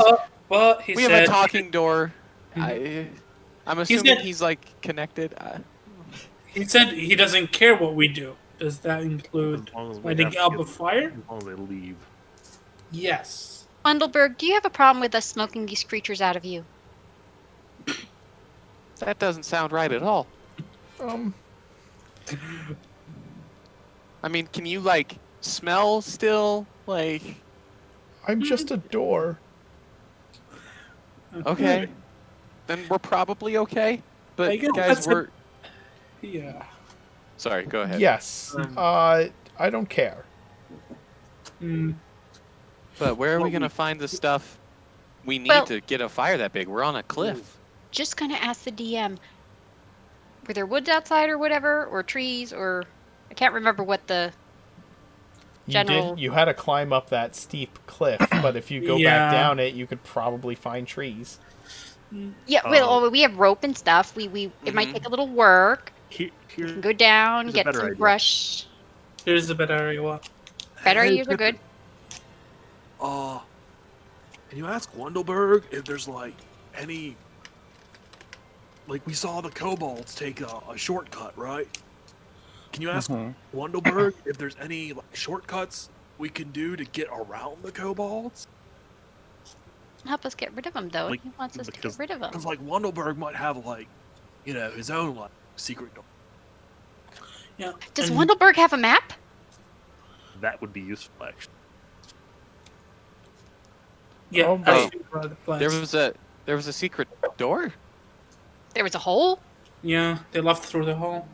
We could smoke those kobolds out. Maybe that's their nest or wherever Mm. they sleep. Maybe we don't have to light up the whole place. Maybe we just light up Yeah. that one spot. It could work. After all this deliberation, Pippin's gonna pipe up. I think we're all just getting a little bit sidetracked here. I mean, you have to remember our original purpose was to search for the Wand of Wishing. Right. That's why I'm asking if we can avoid confrontation by like sneaking around them. A map would help. I can ask for a map, but I don't think Wundelberg would like us trying to avoid the kobolds. He No. wants direct conflict. No, he wants them gone. He doesn't care how we do it. Mr. Wundelberg, sir, Yes, both halves of the open door say at the same time. could you, I don't imagine you have a map in your Dorish possession, but could you at the very least give us a layout of your insides, please? That sounds so wrong. That was beautiful. What a sentence.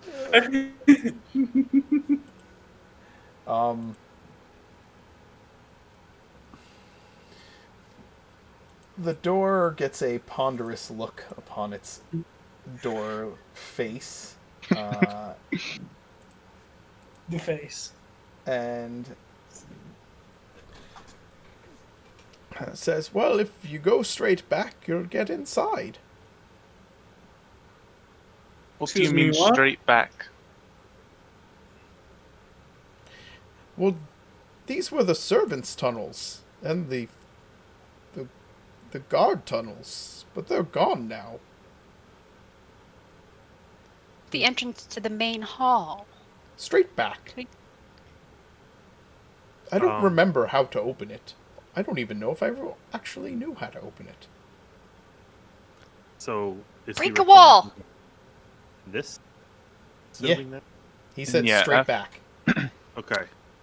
Even So- before, like, parlaying this to the rest of the party, Pippin's gonna go, like, look at that wall, see if we missed anything obvious. I really get to look. I will go Oh. up there and assist because I also speak Gnomish, assuming that entire thing thought was Wundelberg happening was in Gnomish. speaking It common. is speaking. It was. I think the door was speaking Gnomish last time, so yes, it's still Mhm. speaking Gnomish. Yeah. You go up to the wall. Give me an investigation check. You have advantage because Aramil is helping. Okay. I'm just gonna do that. Okay. Ooh. It's a wall. It's made Are of you stone at the wall? and- Well, the door said that there's an entrance straight back down the hallway, and the only ones we could see were not exactly straight back, so I was a bit confused. Tell me how you're examining the wall. Well, I'm like touching it and looking at it, but this is all from a gnome's perspective, so I'm only getting like Okay. 3 feet off of the ground. Sure. As Yeah, you're- but Yeah, this I'm was doing- a long hall, so As I'm helping him, I'm doing like the pantomime or Okay. like the pushing the bricks type of investigating, where like Sure. As you guys are touching the wall, your hands go right through it and feel metal beyond, and I will need some saves from you. What kind of saves? I will tell you just a second. I am going to need.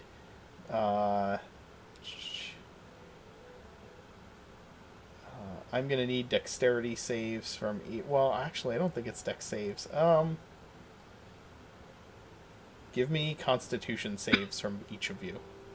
Oh, I'm good at those. Who is each? Is From the two of them that tried to touch the wall. Is that everyone in the party or No, just? no. So Aramil and Pippin, as you go to reach for the wall and touch the stone, your hands go through the stone, and the wall starts becoming transparent, and there are bars on the other side, metal bars, and you touch the metal bars, and lightning courses from the metal bars into the both of you.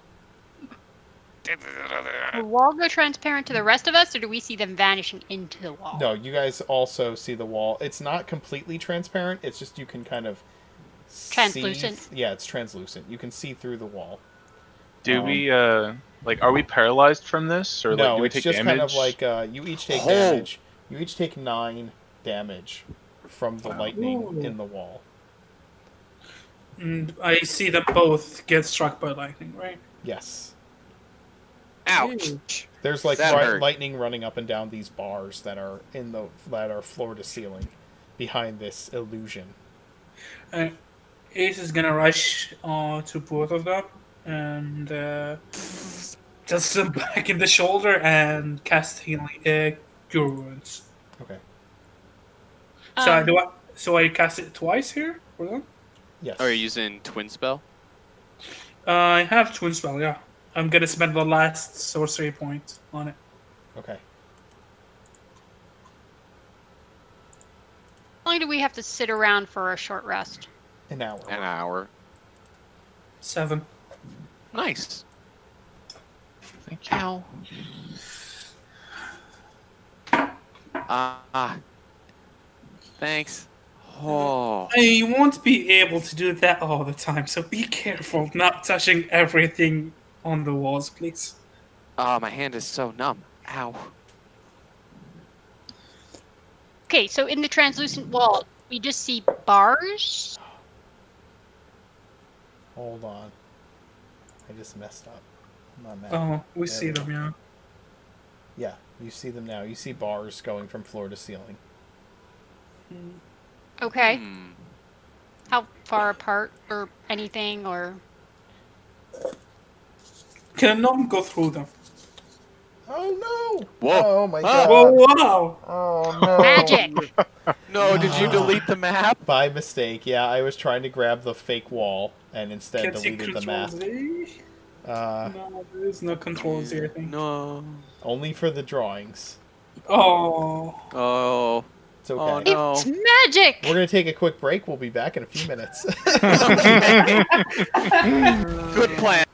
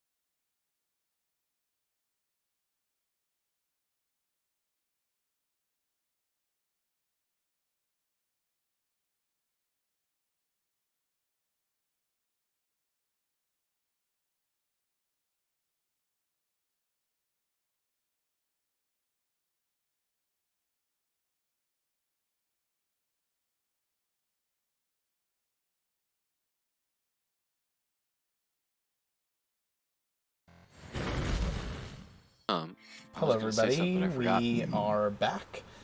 Real quick, couple of announcements. The 15th of August, we will be doing a charity stream. We don't have all the details worked out. We have a bunch of stuff that we're mulling over. There are some ideas being thrown around, but we have to nail down exactly how we're going to do it. But our charity is the Trevor Project. That's the one that got landed on. So we're gonna be donating to them. DM, you should tell everybody what the Trevor Project is for those who don't know. Oh, sure. Yeah, I can do that. Let me get actually like an official statement of what it is. The official description. 'Cause Yeah. I personally don't know who the Trevor Project is. If Yeah, I don't know either. And I'm playing in your game. It would be Absolutely. really handy Well, we for other people to know. put a bunch of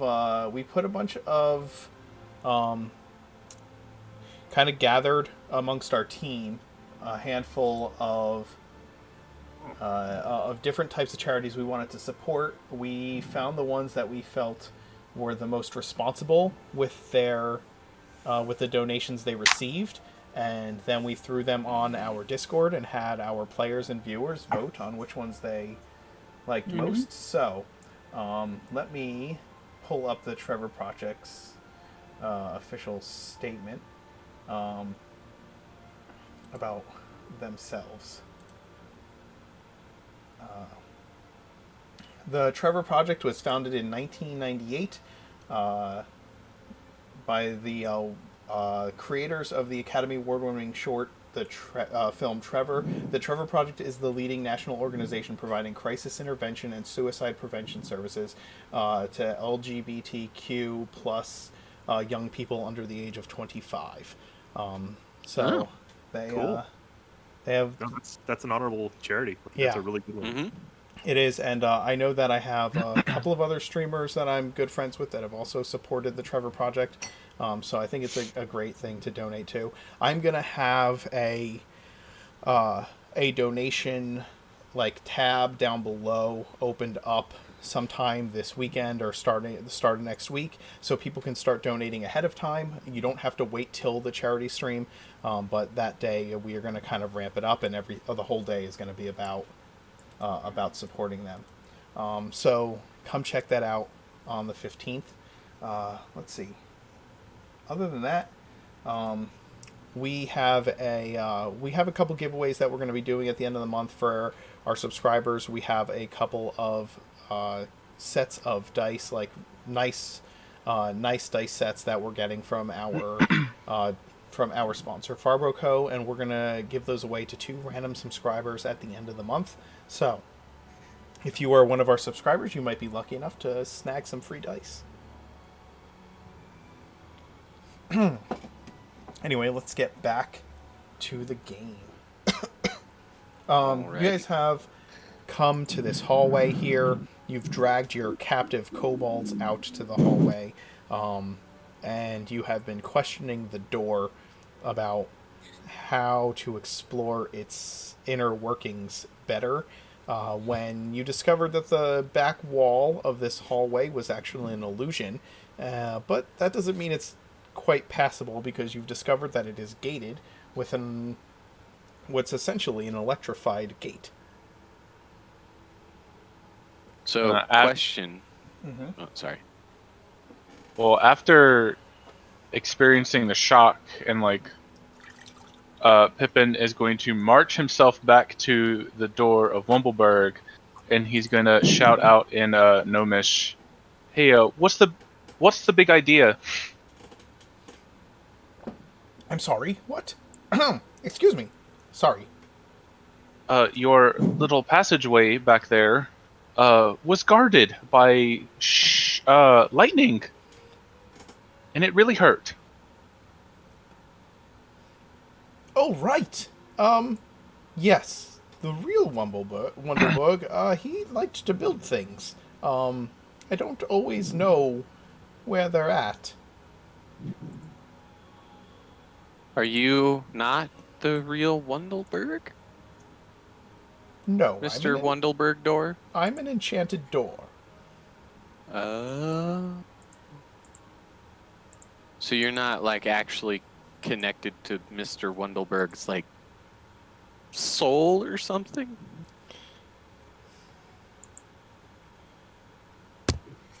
He's like rolling his eyes around, kind of has this thinking look on his door face, and I don't feel a soul in here. Okay, just checking. So DM, Mm-hmm. looking at these bars, this electric gate, is there actually like a mechanism that looks like maybe a key or something would go into, or is it just like a series of bars? No, it's like a portcullis, and Okay. there's a mechanism to raise it on the other side of Well, it. of course. Like a lever? Oh, There is. Ooh. I'm gonna cast Mage Hand and set it on the other side of the gate and try and use Mage Hand. It's only 10. It can only do like 10 pounds, but I'm gonna try and Mage Hand to pull the lever. Actually can only do 5 pounds. Oh, really? Yes. You send Mage Hand through, and you begin to pull on this lever, and the catch gives, Oh, and you wait. hear... The hand can't attack, activate magic items, or carry more than 10 pounds. That is okay. It is more than 10 pounds. Yes. Okay. Yeah. Then yeah, you pull on the lever, and it you hear a click, a mechanical click, and the chain starts releasing, and you see the portcullis starting to pull up. Guys, I did it! I did it! I think. Oh, nice job. Aramil with the big brain. I'm gonna give Bowie a high five with the Mage Hand. Do we notice anything different about the bars, or do they seem the same? The bars just go up. Oh, okay. I thought okay, my bad. Yep. The bars get pulled up. And you now have this hall open to you beyond. I'll turn to Wundelberg and go. So the way you activate that is there's a lever on the other side, just so you know, because you said you'd forgotten how to activate it. Oh, well, that's good to know. I'll tell the next set of intruders how to get deeper inside me. Yes. Fair point. Fair point. Okay. I'll look at the party and. Oh wait, what are we gonna do with these guys? Could drop him in the hole. Long pause. That's just cruel. Why? Is it really deep? I just thought to keep him contained. I don't actually know. Here, let me check. I'll walk over to where the pit is, and I'll look down with my 60 feet of dark vision. Can I see the bottom? Oh yeah, it's 30 feet down. It's pretty deep. They might actually just splat if we throw them. I don't want that to... You know what? Maybe we can just leave them here. They're relatively harmless. They were not harmless a little bit ago.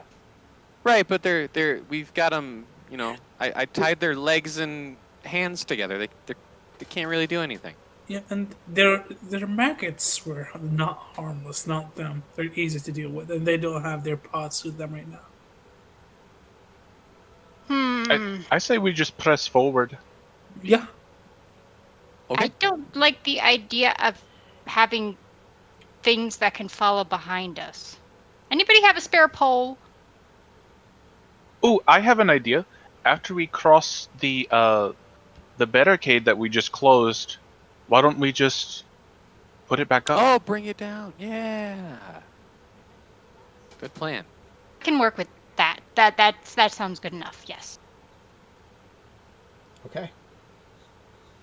Further down that hall, those of you with dark vision can see.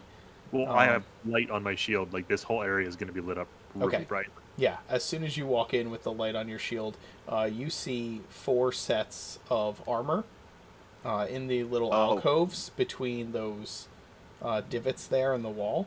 So there's like, let me move over to the right spot. There's like one here in between each of these. 1, 2, 3. There's 3 on this side and 1 on this side.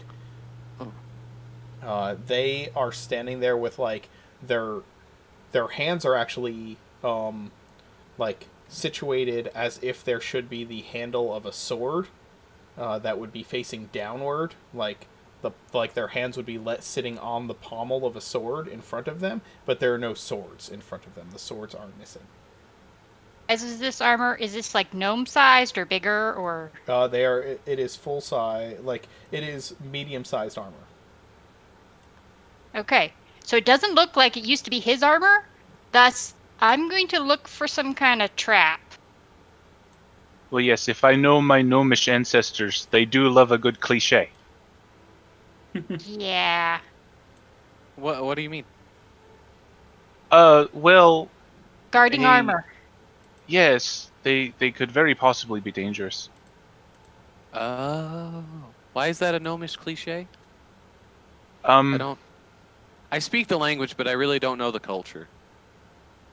Well, I guess to me, an actual gnome, it's pretty obvious, but maybe not to an elf? No, I don't get it at all. Maybe, let's say you are a small person. You would, Okay. and someone is attacking you. You can't really defend yourself, so you make traps around your place so they can fall through them. That's basically it. So, at the end of this hallway, is there like another door? At the end of which hallway? You said there's like suits of armor like in this hallway, right? No. The suits of armor are in this hallway. Oh, like here. Okay, I see the divot. Here, in between each of these divots, there's 1, 2, 3 on this side, and then 1 in the middle here. So like there, and there, one on this side. Correct. Okay. You don't need to put anything else. I just put a little dot. So like. Okay. And you said they're all like they all have their hands out like they should have a sword underneath it. Yes, that is correct.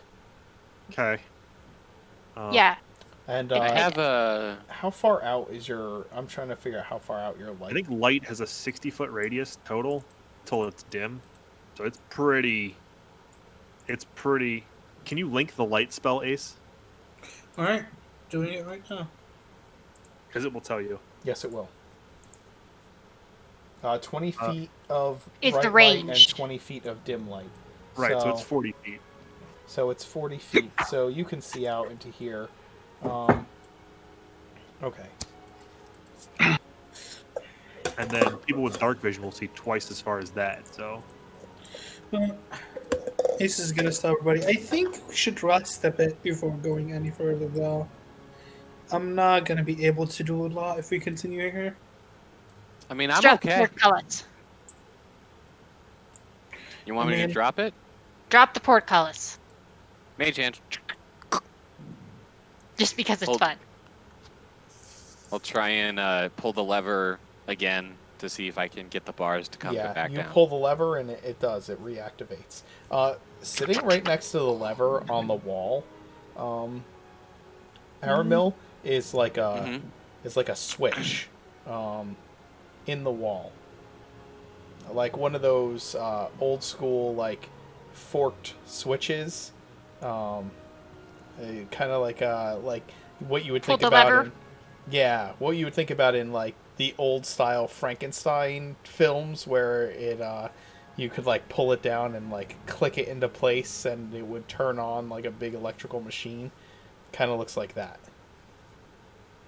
Oh, okay. So there's a switch next to the lever? Mm-hmm. Embedded in the wall. I'm going to walk up to it. I'm not going to touch it, but I guess it would be investigation to see if I can figure out what this switch does and why it would be next to the lever if the lever controls the portcullis. Give me an investigation check. That's fine. Okay.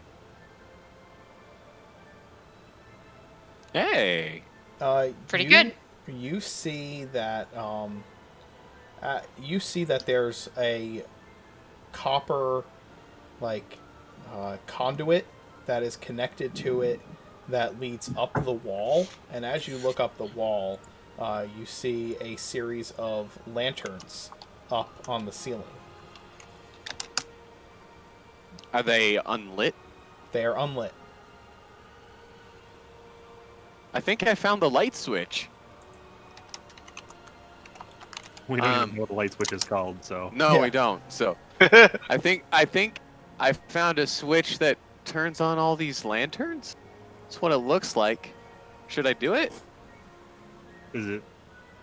Oh, is it like trapped or anything? You know, like we've been enough traps at this point. I'd really like to not set off one. With Well, that that's what mage investigation hand check, for. with that investigation check, would I have been able to determine if it was trapped, or do I need to make another one? It doesn't seem like anything about it is dangerous from what you're looking at. Nothing that you would know. You don't see any kind of like... you don't see anything Like that no could prod you. needles or... Right, exactly. Yeah. Nothing like that. It looks okay. I don't see anything. There's no needles. I don't see any extra wiring. Like, I think we're good. But just to be safe, I will mage hand and flick the switch. Okay. As you, as the mage hand pulls the switch into place, it causes, like a room to activate. When you flip it down, there is like a spark that goes off of lightning. The lightning travels up the conduit, and as it hits each of these lanterns on the ceiling, the lantern, you see a flicker of fire as the lantern lights. Oh, that's so cool. And it's just like a... Or is it only the one lantern? No. Each one, it goes like this lightning spell travels along this copper conduit and lights each one of these lanterns. Oh, that's awesome. And then as it travels, it travels in both directions. Let's see.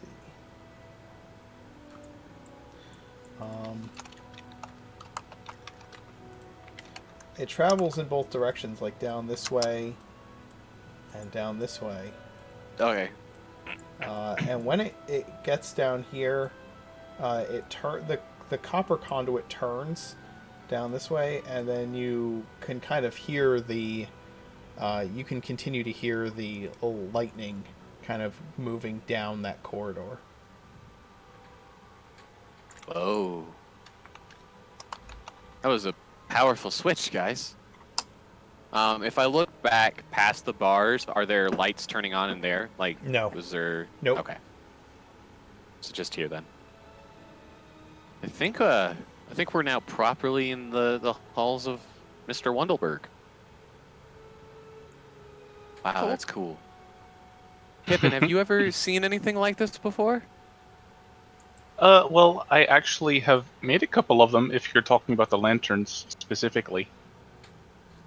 The trick for lighting them. Have you seen the trick for lighting them before? Yeah, any kind of mechanism like this back at the where'd you say? The academy? Oh, yes, Some actually, kind of academy? the Academy of Scholars.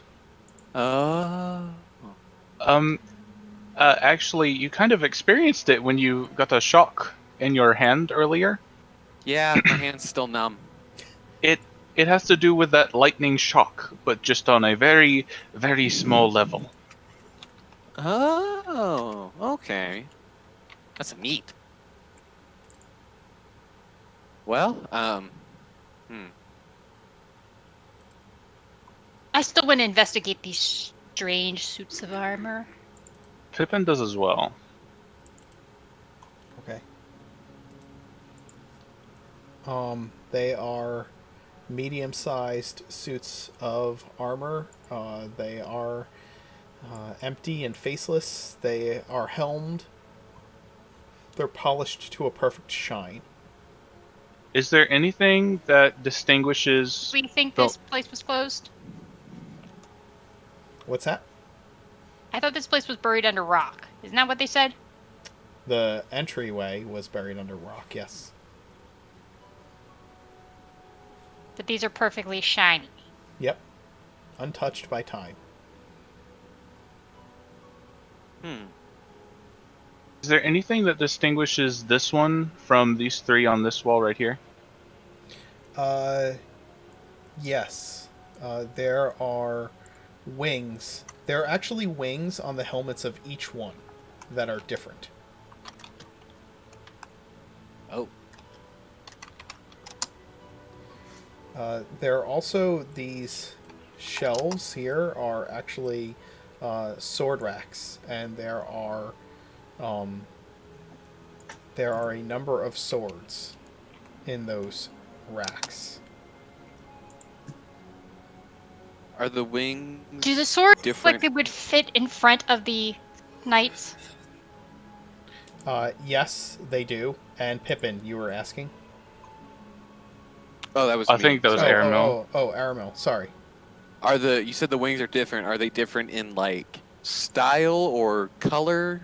Like, Style, how do they not color. They're all the Okay. suits of armor are perfectly polished, like to a shine. They're all this. There's no like paint or color to them at all. They're just a Okay. burnished, like almost to the point of gleaming like silver.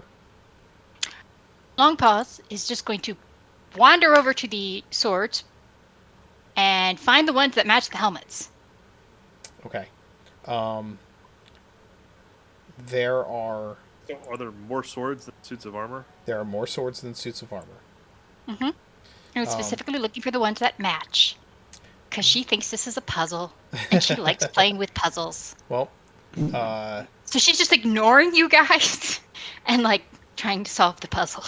okay. Are the swords also not touched by time? The swords are also not touched by time.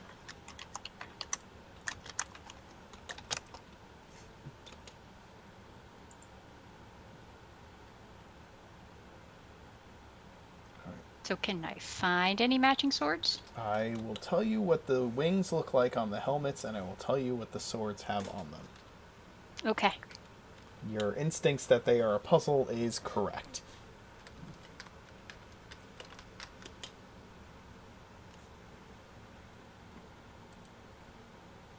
Okay. So there are wings that look like the wings look like this. That's going to be hard to do. I don't have anything to write with. What kind of a D&D player am I?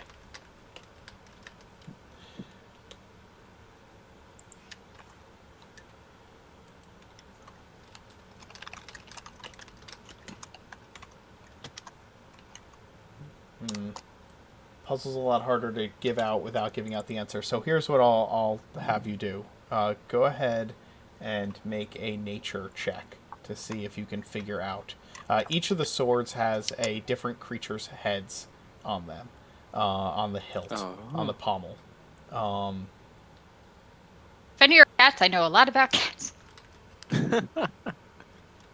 I've spent some time out, being both of the ancient paladin.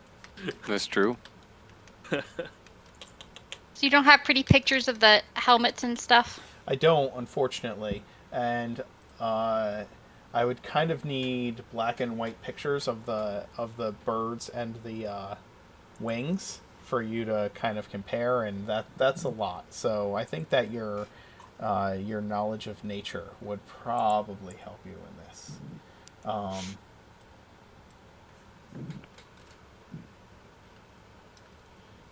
Looks like I got a measly 13.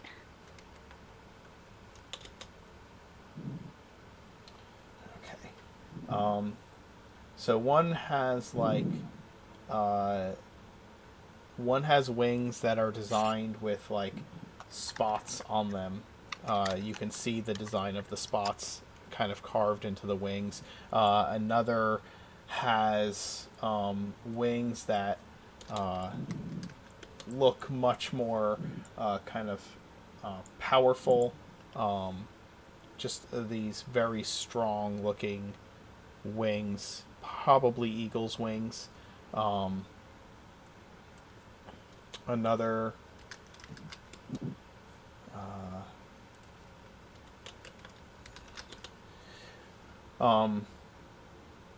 another has very prominent long feathers at the ends of the wings. And the fourth one...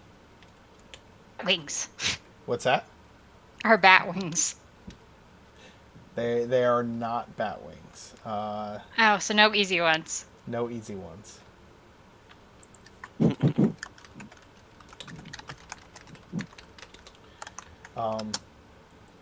The last one has these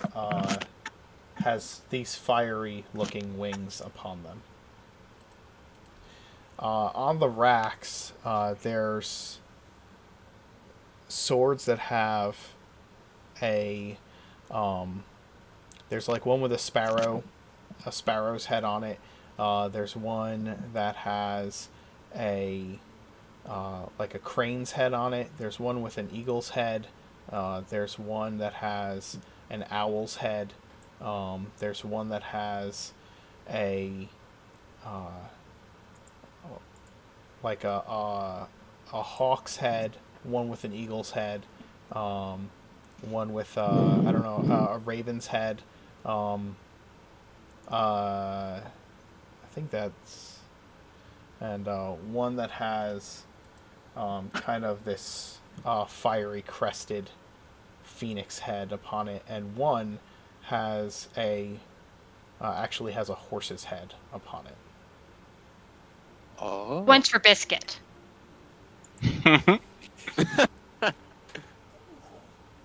So we have 8 swords, 4 statues. While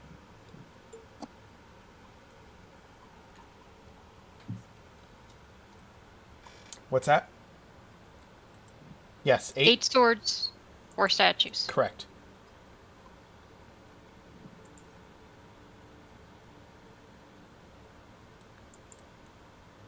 Okay. Meanwhile, Aramel. sorry, just doing some writing. While Long Pause is over there looking at the swords, I am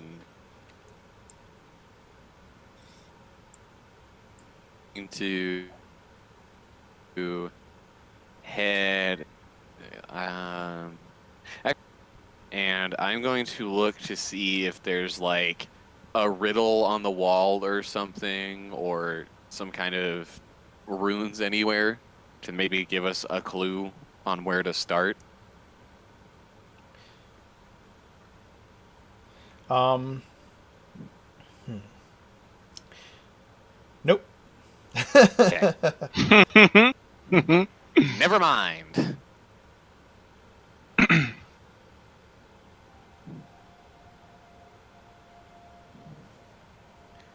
I'll I'd like to the turn long and ask the party. Anybody know birds? Not me. I think out of Bowie? all of us, it'd be you and Bowie. Sorry, guys. Bowie's not all that bright. Intelligent. Bowie's dump stats, so the more intelligent stuff you guys have to do, the less Bowie's gonna be. Bowie's like, I like birds. Yep. All right. Well, I will let the characters who don't have negative intelligence modifiers solve the puzzle. I'm going to take a wild stab and start with the bizarre one and stick the fiery phoenix-looking one on the fiery phoenix-looking wings. Okay. And see if anything happens. You do that, and you place that sword in that statue, and the hands grip the pommel as you place it underneath them. Cool. Oh, I see. I don't really know birds, but Okay, so What about here? Long pause. I'll Spot. pick up the. Oh. Oops. What's that? I'm gonna try the spotted, the owl sword in the spotted wings. You place it there, and the hands of the armor grips the pommel beneath it as you Hey, place it there. I wouldn't have Alright. guessed that one. Apparently, you don't spend enough time outside at night. I lived in a city. I lived in Geneva. They don't have birds in the city? We do, but they're flying up overhead most of the time. I didn't go to a lot of parks, okay? There's not a lot of places to be at one with nature in the big city. Okay. So I'm sorry. there's a set that you said looked powerful looking like an eagle's. So I feel very strongly that that's an eagle's. Or not for my pitiful nature check. They look like eagle. They look similar to eagle's wings.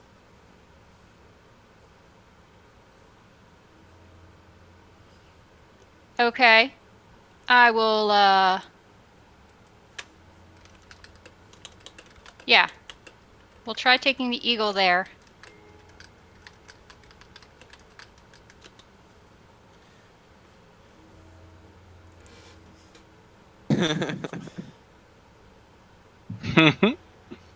Okay. I don't know what that means.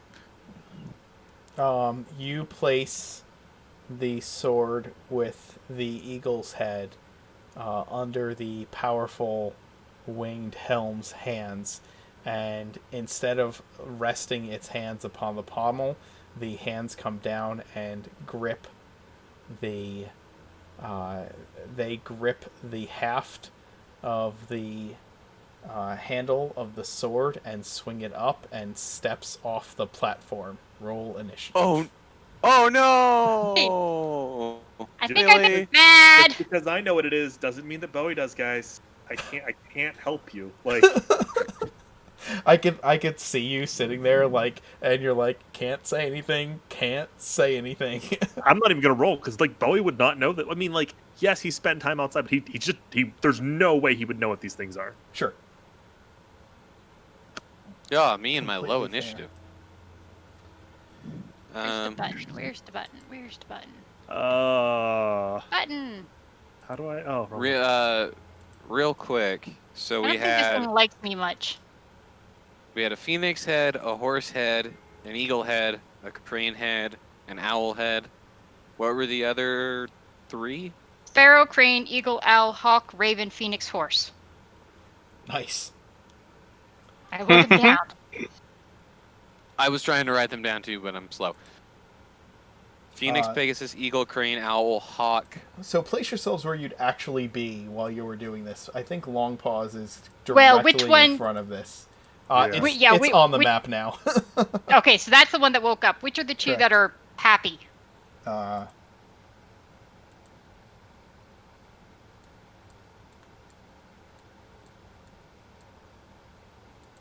There you go.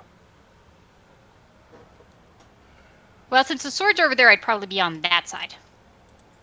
That's fine. Oof. You thought your initiative was bad. What did they get? Oh.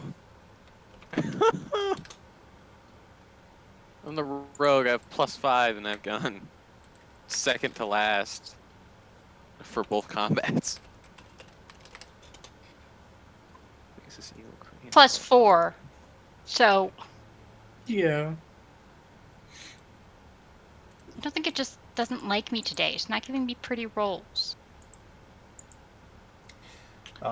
The statue begins to move. It has pulled it. The armor has become animated and has pulled the sword up into an attacking position and steps off its platform in the direction of Longpaws, ready to strike. You have all rolled initiative, and that means that Aeus, you watch this thing move in the direction of Longpaws. How do you respond? How do you react?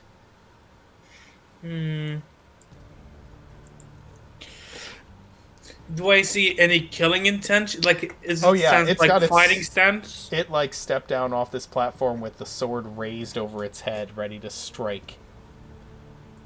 Hmm. Can I try to shoot it on the hands to try to knock off the sword out of it?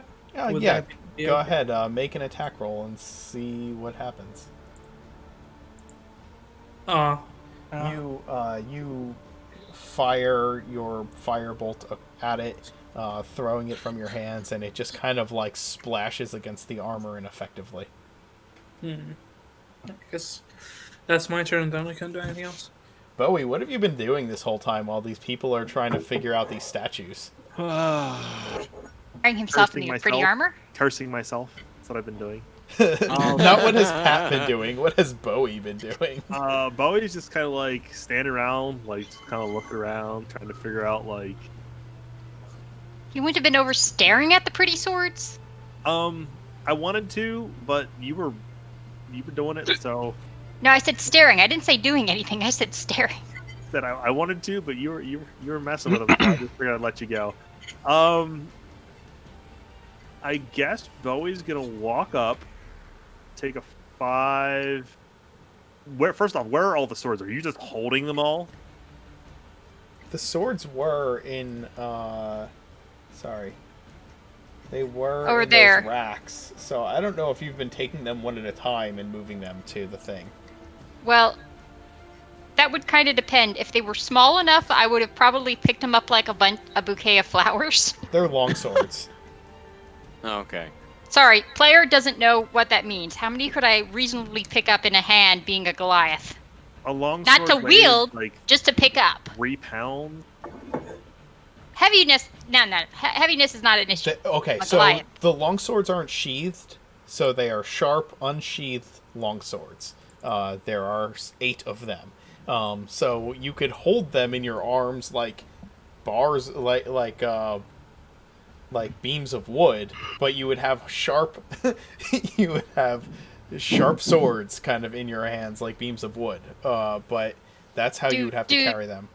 Do they have like cross guards or whatever things? They do have cross guards. Yes. The kind that you could like grab a few in a hand and like. Sure, you might have been able to hold a couple of them in each hand. So yeah, you're carrying just a couple of long swords in each of your hands. I figured I wouldn't want to be walking around. I want to go and like, okay, this one looks right, you know. Sure. So I'm probably holding a couple extras. So, which swords are you holding? Were they divided up any particular way? Cause No. They were just on the racks, not in any kind of order.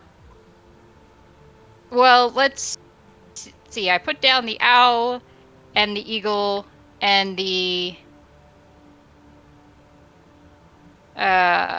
Phoenix. yeah, the phoenix one. Okay, so let's say you're still holding 2 long swords. Okay. So probably like the sparrow and the crane or something. Okay. Okay.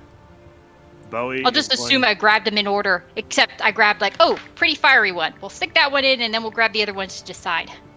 Bowie, seeing that the eagle sword did not seem to work, the only other powerful bird he can assume would be the horse. The hawk-looking creature. So Bowie is going to take a 5-foot step, another 5-foot step, 5-foot step, so that's 15, 20, 25, 30. Is the hawk on the rack in front of me? Yeah, I think she said she has the sparrow and crane in her hand, so yes, the hawk is on the rack. I'm going to pick up the long sword for the hawk. Okay. I'm going to use my action. I can't make it back to the armor. Bit of armor problem. Hold it out. Yeah, I guess I will hold the sword of the hawk out. I'll take a 5-foot step towards it. and I will offer the Sword of the Hawk instead. To the armor? Yes. Okay. The armor will react on its action. Pippin? I'm going to cast Frostbite. Okay.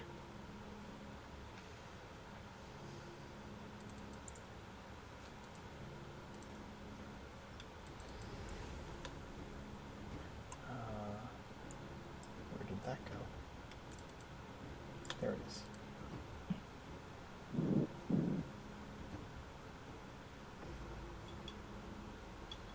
Sparrow and Crane, attorneys at law. Constitution save, eh? Yeah. The cold slams into it, and you watch the two of you standing in front of this suit of armor watch as frost begins to form over its joints and structure. The negative effects of frostbite are that it reduces its speed, right? It has disadvantage on its next attack. Disadvantage on its Oh. next attack. Okay, cool. Alright. Long pause. This thing is ready to hit you, and you're carrying the pommel of the crossbar of a longsword in each hand. What are you doing? Is any player able to take the disengage as a full action? Yes, any player can Mhm. take that as their action. You can Then I'm going to also- kind of back away and sorry, and kind of disengage and back away. Okay. Where are you moving to? Back this way. Okay, move your token. Alright. Sorry, As a didn't mean heads to up, offend. keep in mind you can also take there's a bunch of actions you can take, Tig. You might want to look all those actions up. Yeah, you can dodge, you can disengage, you can attack. I mean, but there's things like interact with the object. There's a whole big list of things. Yeah, you there can- are. Yeah, there's a ton. Sadly, only about Dip, duck, 3 to 4 dive, of them ever. dodge. I didn't ever hear about the disengage almost always with the rogue and stuff, so I wasn't Yep. sure if that was something special. Yeah, you can disengage, you can dodge, you can use the help action. There's a bunch Yep. of stuff. I You sent it can to a shove. That's No, I don't want to offend the pretty armor. I okay. just don't want it to hit me. Aramil? You're good. Okay. Seeing Bowie having run up and grabbed the Long Paws has got so the only one left is the horse, right? No, there's a raven too. I'm gonna grab the horse sword and run over here, kind of behind back to the wall and next to Bowie, just in case he doesn't like this one. I'm going to hold my action to, if the armor does not accept Bowie's offering, I'm going to offer the horse sword instead, and kind of reach around the corner and pointing the pommel towards the towards the animated armor if he doesn't like Bowie's offering. Okay. The armor tries to strike the sword out of your hands, Bowie, with the sword that it is holding. Okay. It makes 2 attacks, slamming the sword down at you, and both of them, the first one slams against the hawk blade and it skitters to the floor, but doesn't do any damage because you're just holding it out to it, and the first attack just hits the hawk blade and slams it down on the floor. The second one, it tries to hit you and you just kind of jump back, misses you completely. And then I will take my held action and hold out the pommel of the Pegasus sword as far as I can. My position around the corner. The Closing your eyes while you do, of course. The Yep. armor reaches out and takes the horse-headed blade from your hand, turns back, steps onto its position, and places both hands upon the pommel. of the horse-headed Oh. sword. That was a 50-50. Okay. So which one do we give to the last dude? So Eeny meeny? Should we just offer them all? Let it pick? No, because last time we did that, it got really mad. No, it got mad when I gave it the wrong one. I was saying offer them all and just let it pick. Because the last one letting it pick seemed to work.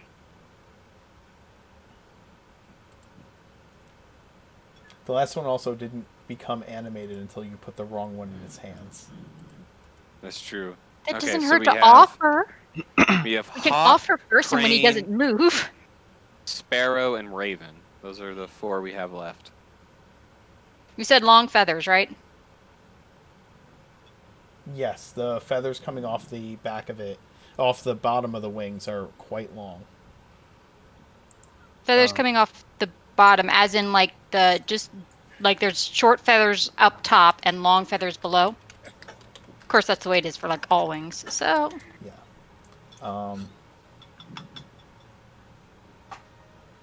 sparrow or a swallow?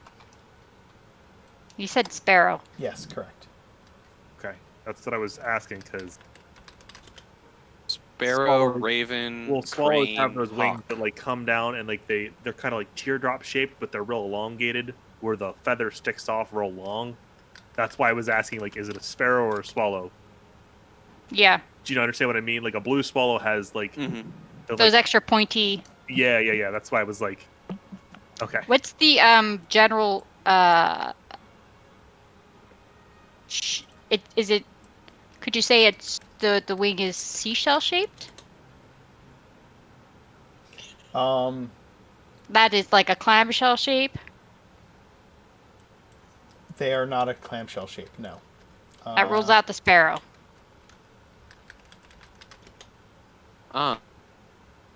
If I look That at was an the excellent sword, question. if I look at the sword that has the crane head, Mm-hmm. I guess in general, all the pommels of the swords, are they like really detailed? Like, can I see the feathers on the crane's head at all and see Sure, if they match yeah, up with yeah. the wings? You can see them, but they don't. You can't really tell if they match with the wings. Okay. Because there's no hint of coloring or shading or anything. It's just shape. Mm-hmm. Uh, Yeah. These wings, how do I show you what they look like without?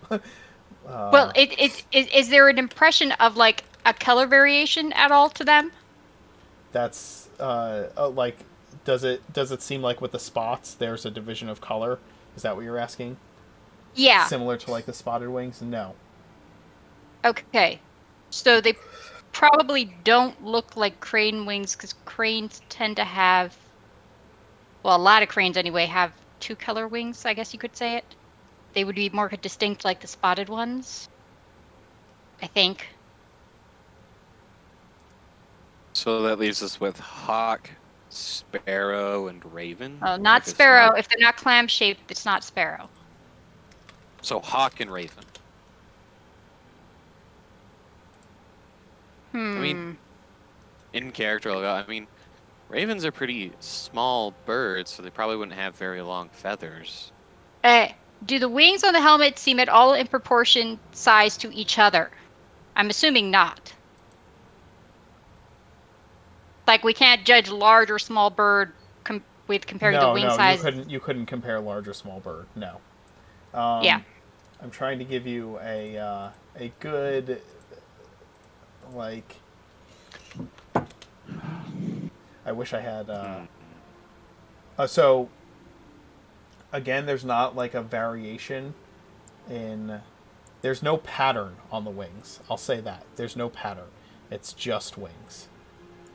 And they kind of look.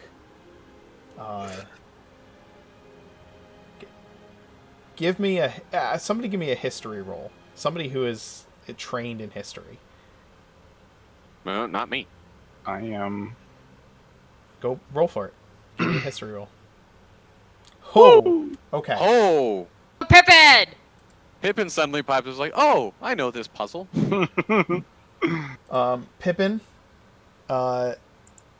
you know this. You went to the academy, and so one of the things you learned about was history, and you learned as an artificer that there were some very important swords that were created a long time ago by Merwin, who was the advisor to the emperor. Oh. And you know that there were many important ones. These clearly are mundane swords, other than the fact that they are gleaming and polished. But, gosh, where's my... There it is. But there are several swords that aligned with historically important military legions from the Empire. There we go. So far, you've seen a phoenix, an owl, and a pegasus. You know that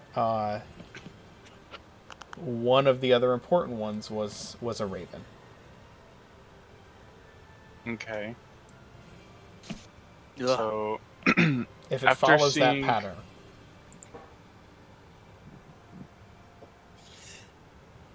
seeing the rest of the party kind of struggle for a bit, Pippin's gonna saunter on over and pick up the sword with the raven head on it and place it in the last statue, if Long Paws will let me. Right ahead. Okay, I do so. Escape rooms are best done by the group. Or I guess these are enter rooms? Yeah. But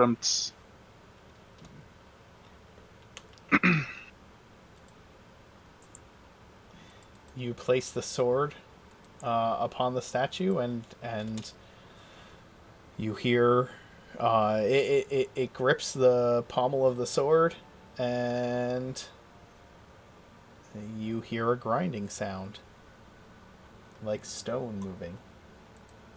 From what direction?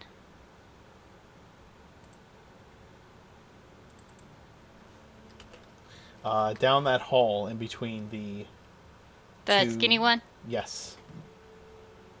North or east? Down here. Skinny one. Here. Skinny one. Yep, down Oh. there. Oh, down here.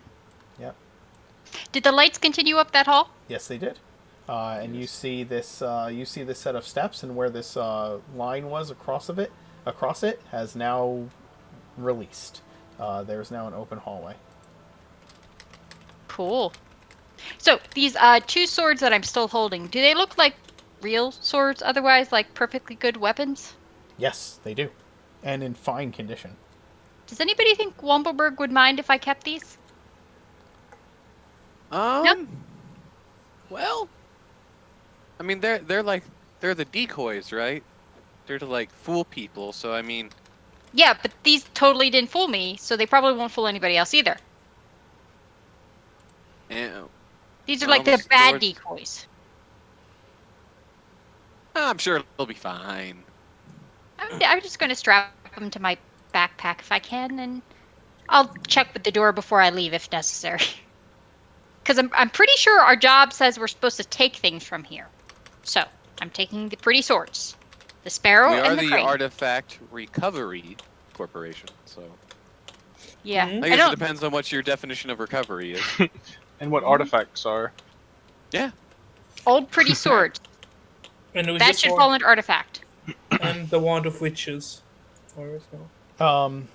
Yeah, you now have two long swords of gleaming. Ooh.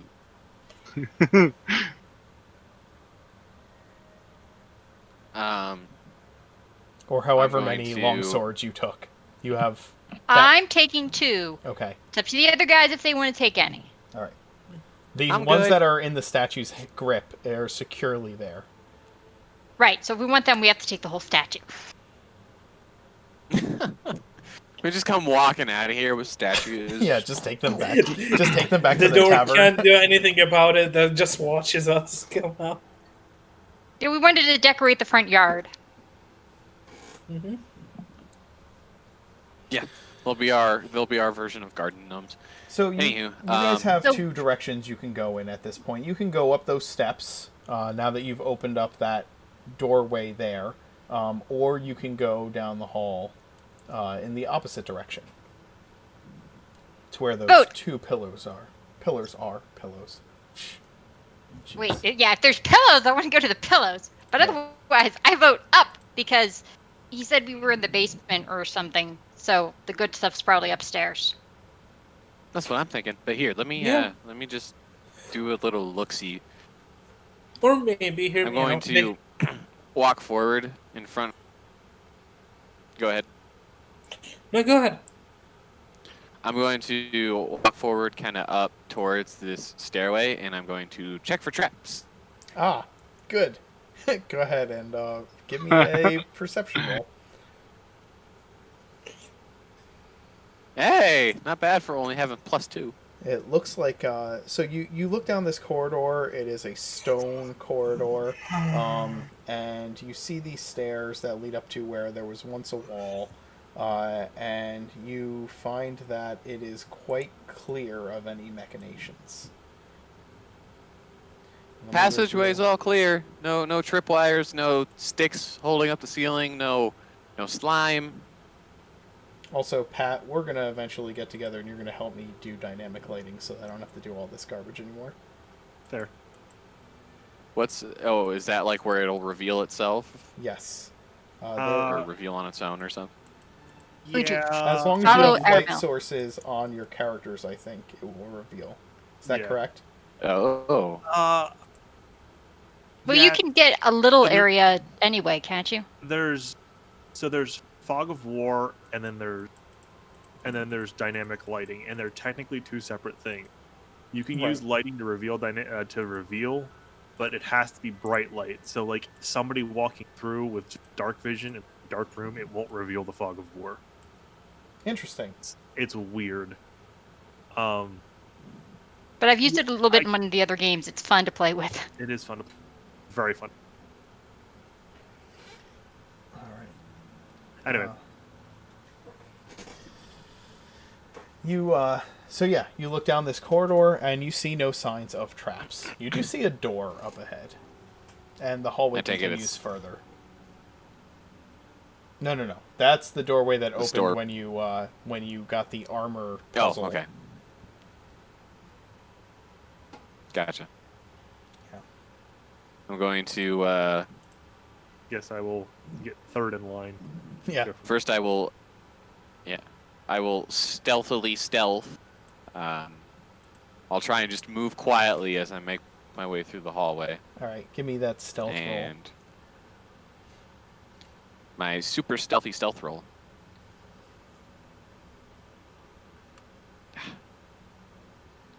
Badoop.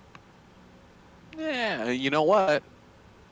For the first time, I'm going to use my where is it? My psi bolstered knack for my soul knife ability, Nice.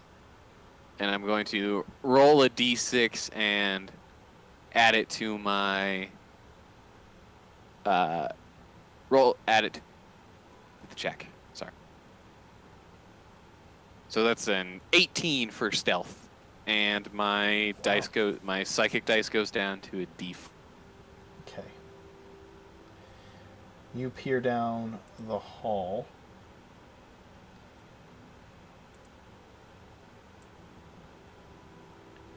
And I'll keep moving. Yep. Okay. With my 60 feet of dark vision. I'll stay like 10 feet ahead of Tig as we're Yeah, if moving I'm in noticing him tandem. trying to like sneak, I'll stay a little further. Try not to tread on his heels. Sure. And while I'm moving, I'll make another trap check. Okay. if that's okay with you. That is fine with me.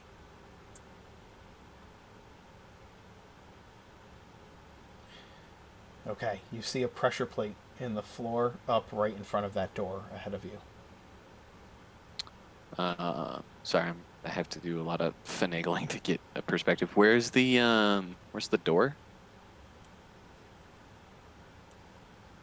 Right there? Oh, Yes. it's directly in front of it. Okay. Yeah. I'll This is a 5-foot corridor, right? So it takes up the entire space in front of the door. That whole like block of stone seems to be a pressure plate. You can kind of tell the telltale signs about it.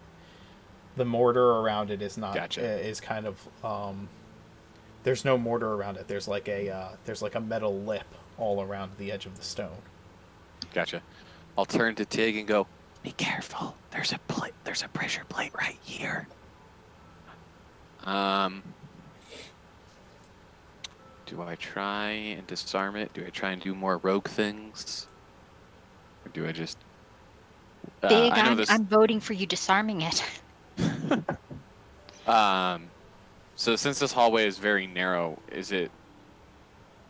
Well, it's a pressure plate that takes up a full square, isn't it? So it's like 5 feet across. Yeah. So I wouldn't be able to...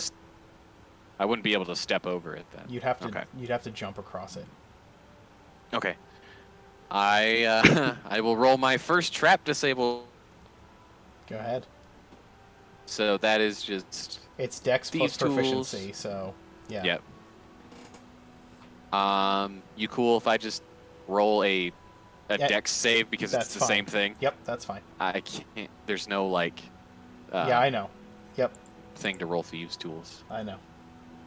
It's because you can use thieves' tools in more ways than that, right? Like, if you wanted to, like, for picking locks and stuff. And... Well, yeah, not just that, but, like, you can use thieves' tools for intelligence type things and other things. Like, there are other ways to use your proficiency with thieves' tools to understand certain situations. But to disarm a trap, that is the way you do it. So you're able to utilize your thieves' tools to take apart this pressure plate and disable it, allowing for the hallway to be safe to continue to progress down. All right, I'll turn to Tig and go, all clear, tell the others. Fun stuff ahead. He made it safe.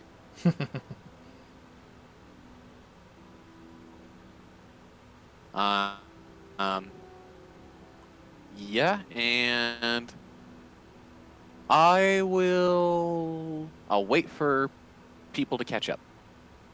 Okay. I think we're all just kind of like in line, Yeah. Yeah. not Yeah. a moving token. Moving on, what's the door look like?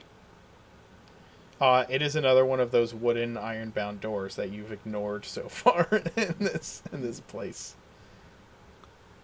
No writing on it? No janitor's closet sign or anything? Nope, no writing on it. It's just a big old wooden door with iron reinforcing. I would like to check the door to see if it's trap and or locked. I will tell you now that it is definitely locked. Okay.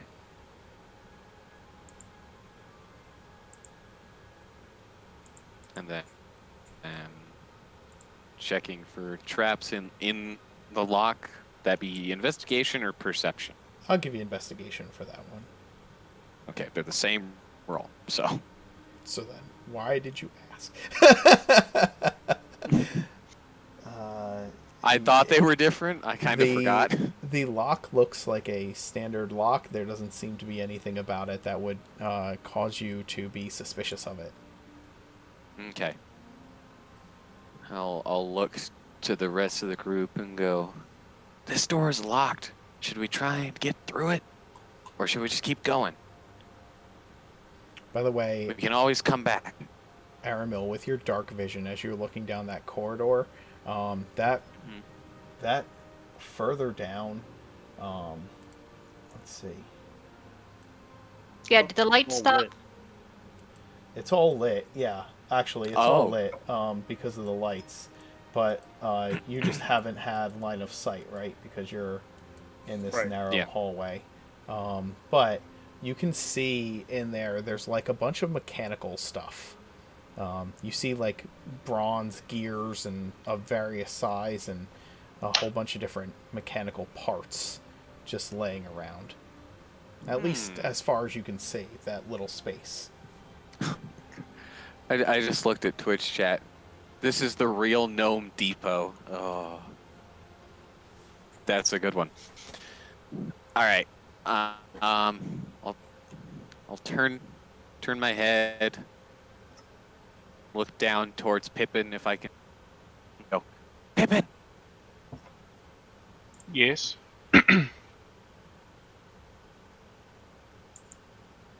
You're muted. Mechanical stuff ahead of us. Oh, am I muted? No, you're good now. Oh, okay. For a minute, I saw you like talking, but I couldn't hear anything. Okay. Yeah, I'll turn to Pippin and go. There's a bunch of like metal machinery bits down here, in this next room. Do we want to go there first? Well, I would probably like to go there first, but you guys don't have to follow me. It's decided. The leader has called that we are going into this room, and I will walk in. I'll get just up to the entryway. You And get up. check around the edge. You get up to the entryway, and I will reveal what you see. I'll reveal the room, which doesn't show much. I mean, it's just a white room. But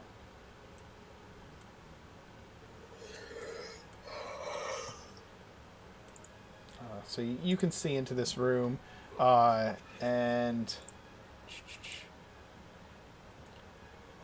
you see all these workbenches, and you see these clockwork figures kind of sitting shut down in this room beyond.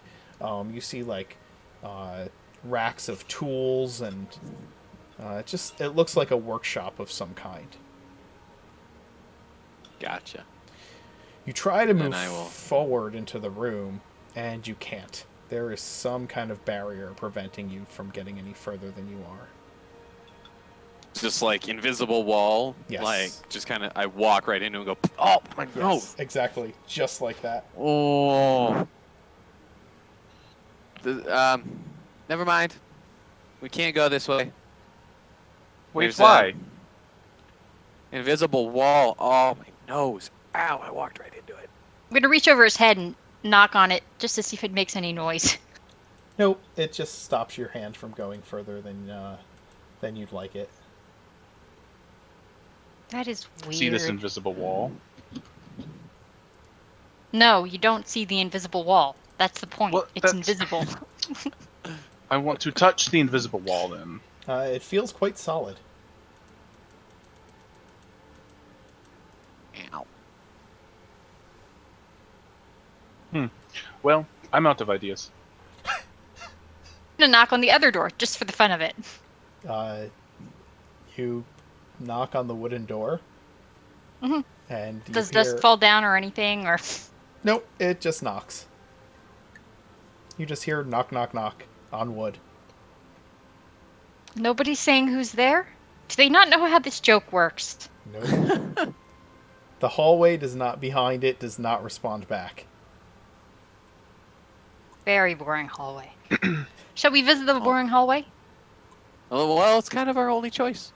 So I will move over here next to Tig and pull out my thieves' tools once again, and try and pick the lock on this wooden door. You start Oh, no. trying to pick the lock on this wooden door, and there is something preventing you from accessing the lock. There's a barrier there. Oh, there's like an invisible wall in the keyhole. There's kind of a Well, it couldn't be in front of the door because I knocked on the door.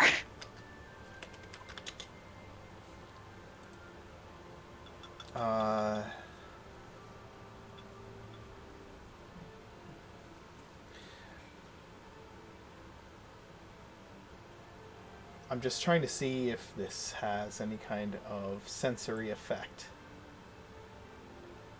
Um. Yeah. It doesn't. You just, for some reason, you can't access the lock to the door, or the handle. I'm trying to like jam my lockpick and other tools in there. Like, the lock has an invisible wall too. I can't. So like this pressure plate that you like turned off. Any idea what it did? No. I saw a pressure plate and I kind of figured it probably wasn't good news, given all the other stuff we've seen in here. I mean, that's a fair assumption. I could jump on it if you want, but the last thing kind of like dropped rocks on me, and that wasn't fun. Could you activate it yourself without having to turn the pressure plate back on? Maybe I can try. It's But more, what does the this point of pressure plate that? deactivate whatever this magical wall of force is?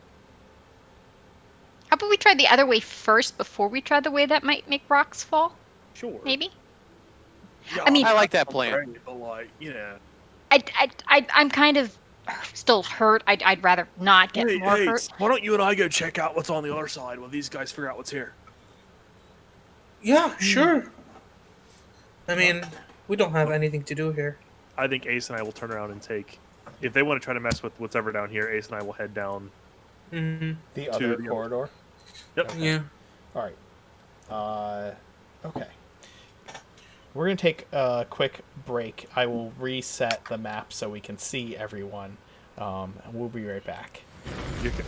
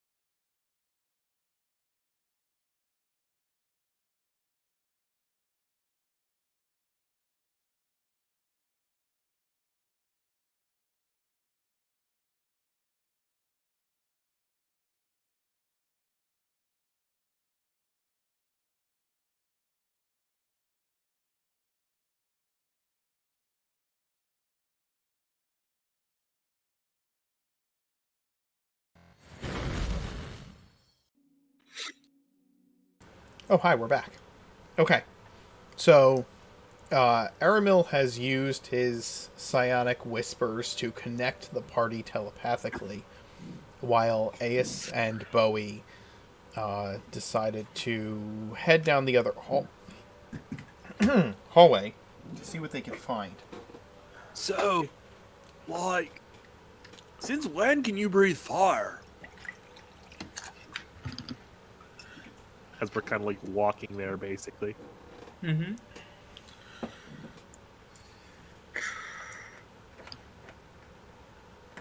Like, you know, I've seen some stuff in my day, but you don't look like the fire-breathing type. I mean, you can consider a firepot bot from my face. That's it. I don't really want to talk about it.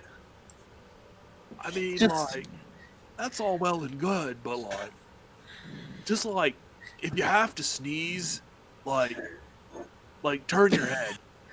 No, don't worry.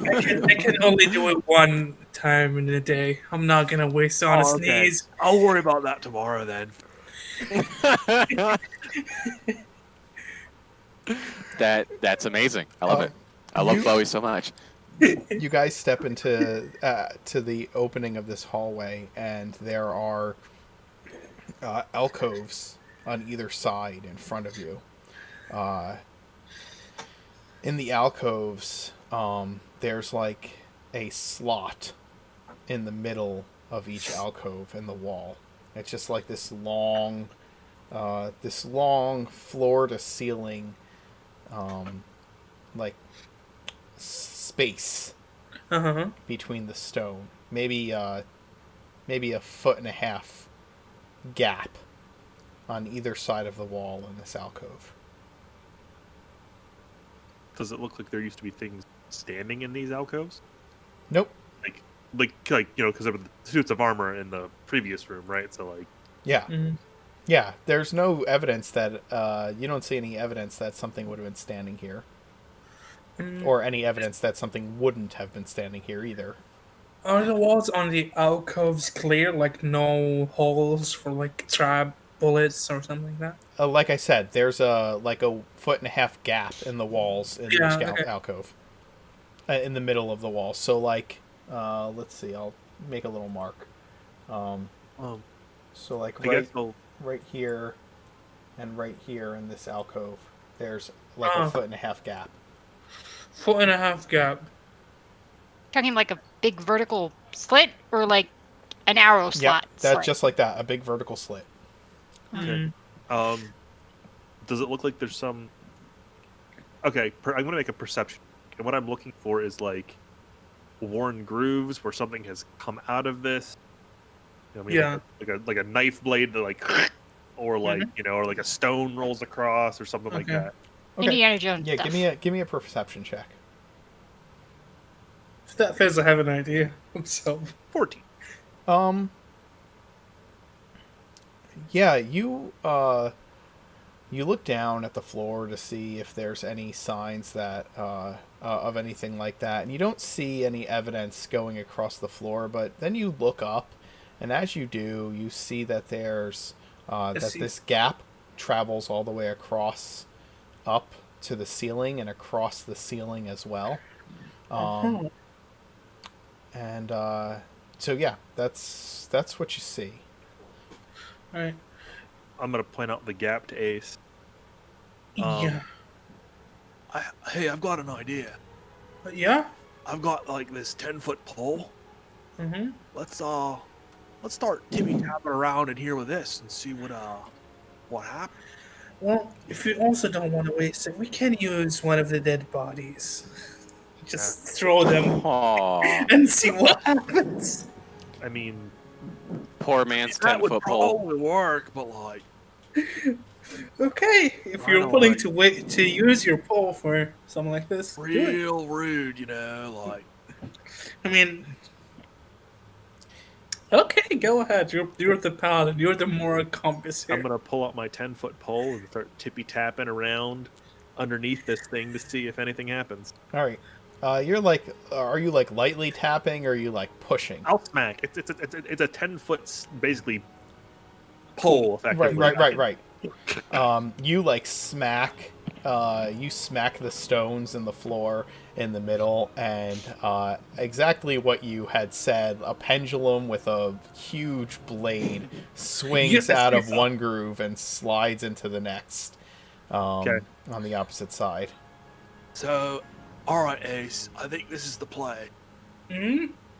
It's gonna be like, have you ever been out there, when you're like trying to like jump across carts, to make me like kind of like a frog with like lily pads, I know what a frog does. Yeah, I think it can do that. Well, we're gonna like tap, and after the blade goes, go, and then like next one, tap, and then like after the blade goes, go. Yeah, but be sure to mark out when you tap, so I know immediately. I'll call it. Yeah. All right. We're gonna Frogger. Okay. Oh, no. You're good, Frogger. You tap. Indiana Frogger. You tap, the blade swings across, you guys run across it. You get to the next one, you do the same thing. And the third one, you do the same thing. Also, can I signal this out to Armel so he knows? Wow. Yeah. You tell Aramel. You get to the last one, you smack it, and as you smack it, you see a blade from each side swing across at the same time. And then you bolt across, and it's like, that one looks way worse to you. Okay. I assume we stop and not jump into the double ones, right? Yeah. Okay. So you get to the other side, and you see... So we're now at the other end, right? Yeah, you get to the So other hearing end. this in my head, I'll look up to Long Paws and Pippin and go, also in their heads, because I want to use this telepathy as much as I can. Yeah. So, it looks like they've made their way past a trap. Turns out that other hallway was filled with swinging blades. But they're safe. They got to the other side. That's all I know. Okay. So we're in a room with a long hallway. It seems Yes. there's bars to the down too. Yeah. You get to the end of that hall, and you find yourself in a room with a long hallway with a like a hallway branching off of it down here, and a set of double doors at the end. On the other side of you is another one of those portcullises, but you don't see any pull bar to open it.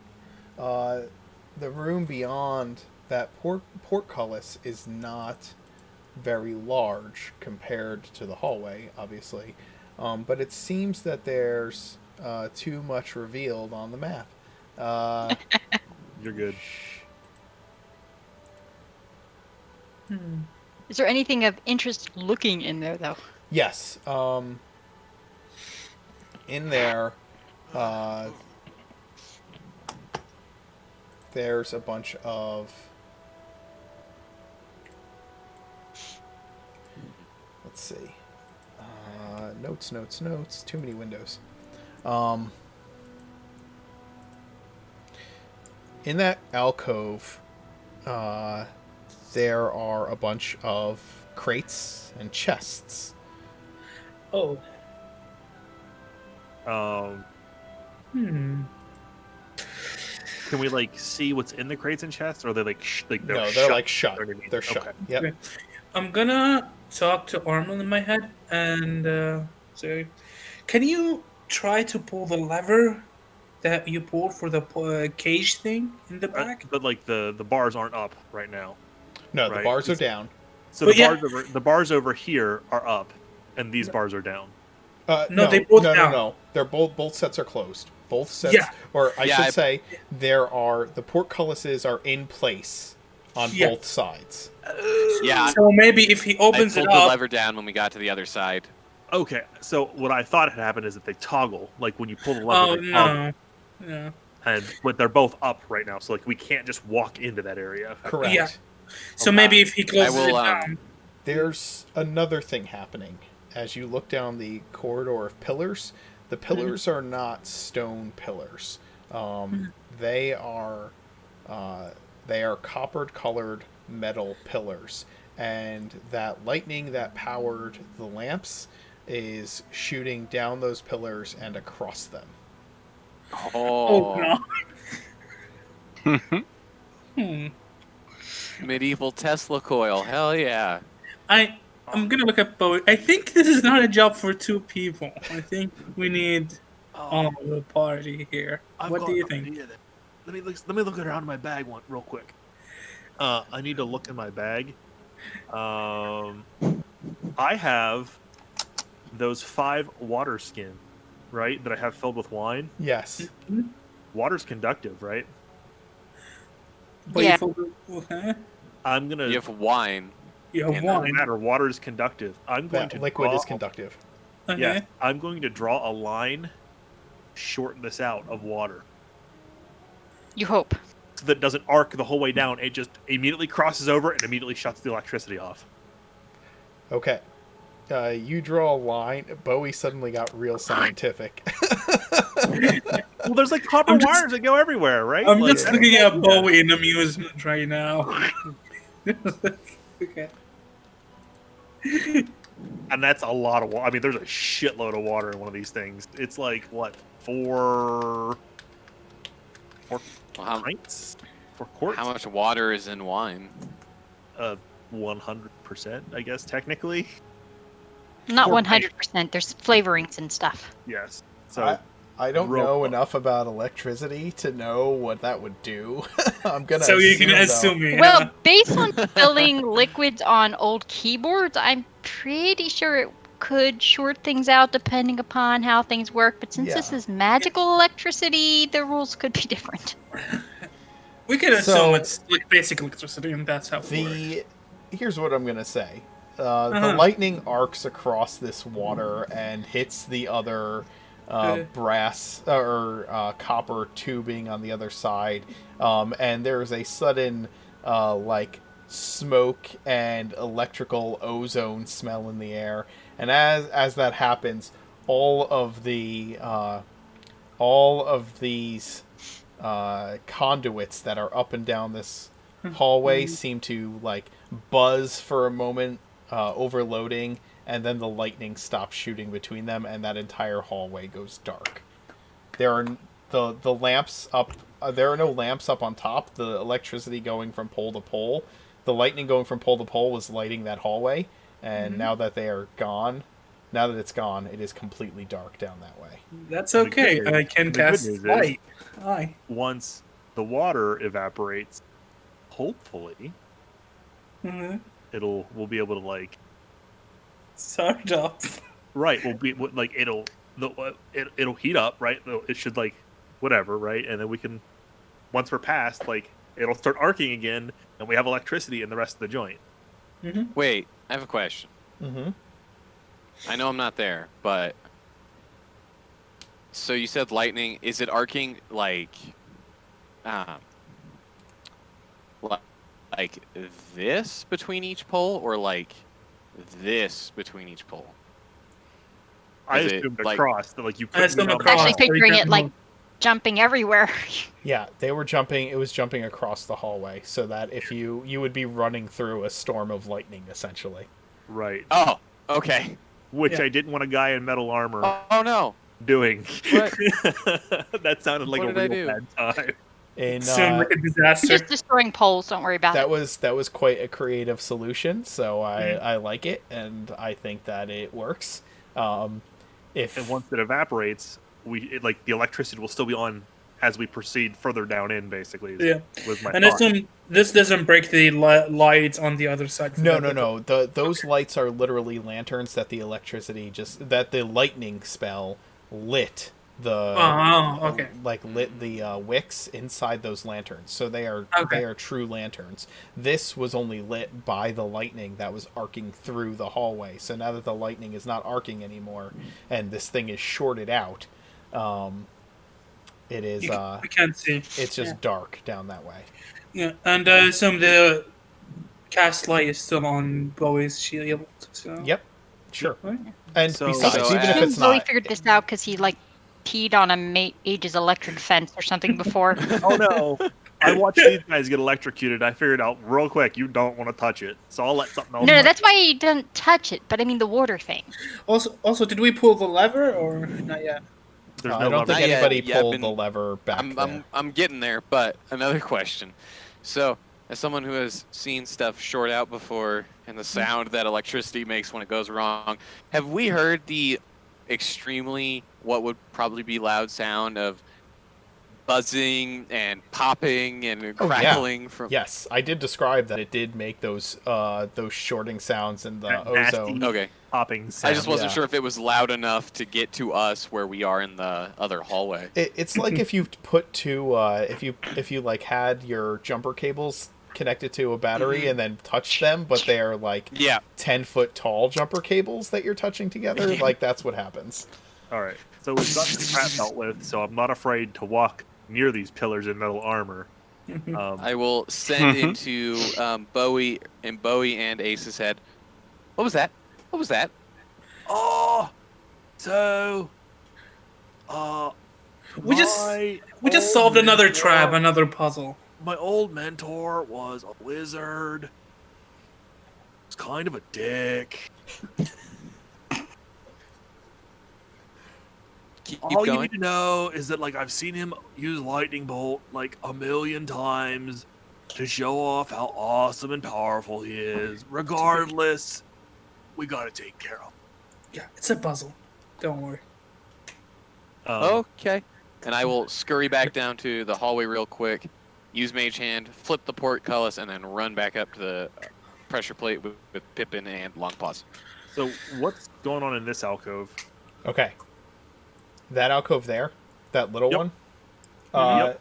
that actually has nothing going on with it. For the first time, it is the only alcove that has nothing going on. Did the bars move up or? Okay. So you run up, Aramil. How far up are you running to go flip that bar for the portcullis? I will get within 30 feet and use... Okay. Show me where you're moving. Mage. Okay. So 30 feet of it Uh-oh. is like... Do you need to be in line of sight to do it? Nope. Okay. Mage hand does not require sight, technically. All right. Unless you want it to require sight, at Nope. which point. Nope. You Oh. you pull the lever. Never mind. Oh. I will just get within 30 feet and... You get within 30 feet, and you pull the lever, and these bars do not go up, but these bars do go up, and you hear the sounds of angry kobolds rushing in from beyond those bars. Oh, Shut the the two gate, shut the kobolds. Yeah, but the kobolds don't know about the blade traps that we tripped. Can we No, close? but we're not all on that side. So I Yeah. guess I'm down here now. We roll on initiative or calling it? Can he close it back before they come, or is that? You said you ran over, flipped the switch, and ran back, correct? Yep. That's what I Okay. did. Then move yourself back to where you were.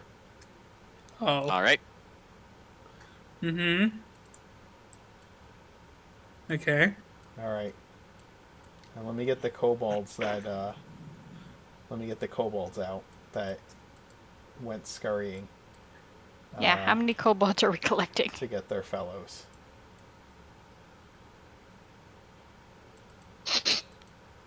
Holy fucking Hey. shit. Okay. Some of those should be dying. Hold on, I'm not moving them to where they are. I was just moving them out from underneath the shadow. Darkness. Yes. Let me pile them together more accurately. They come up from. Alright. Bowie, stand over there and make funny faces at them, please. So yes, I have an idea. I will leave that question and answer to you. Are you rolling initiative, or are we gonna call it for the evening? It's up to you. I'm down to roll initiative. It's Friday night, man. Yeah, I'm okay, but I don't know about the others. I think I kind of want to call it. Okay. It's a really big horde. I haven't. Yeah, we'd be here till like midnight, and I've got another game in the morning tomorrow. Okay. All right. Yeah. It's up to you guys. I'm good for whatever. So these kobolds, you let the portcullis up, and you let the kobolds in, looking for revenge for the kobolds that you killed. And hearing all of you on the other side of these bars, they've woken up the two you left tied up in the other hall. Tried to find out where you guys went, and have rushed in beyond these bars, which is why I had asked you how far in you went and if you needed line of sight, because you didn't go in far enough to see the kobolds on the other side of the gate. And we'll, Neither did they see him. it's true. They just saw the gate go up and then ran inside, and now they see Bowie and Ace at the end of the hall. And we'll pick it up next week with Oh boy. with what happens with this kobold horde. Can we Bowie, at least stand there roll and make initiative funny. Yes. so No, that no. we know where make we're funny at? faces Yeah, at us. absolutely. Go ahead. Everybody roll initiative, and we can pick up the combat next week. I'm planning to do a performance check to make fun of them. That's the first thing I'm gonna do next week. Hey, I got a good initiative. At the end of the session. Oh. Oh, it didn't roll. Okay, let me try again. Initiative. Oh boy. Oh boy. Oh, This is what. And let's see where the kobolds land, because he uses group initiative for those. Yep. oh God, 6. Okay, not They- bad. They got a 6. So they're going, but the only person that's going after them is Pippin. Yeah. Cool. My last game ended with a larger group of kobolds than that. So here's the question: when he pulled the lever, did this? No, No. it didn't. Nope. Sadly, it did didn't. not open.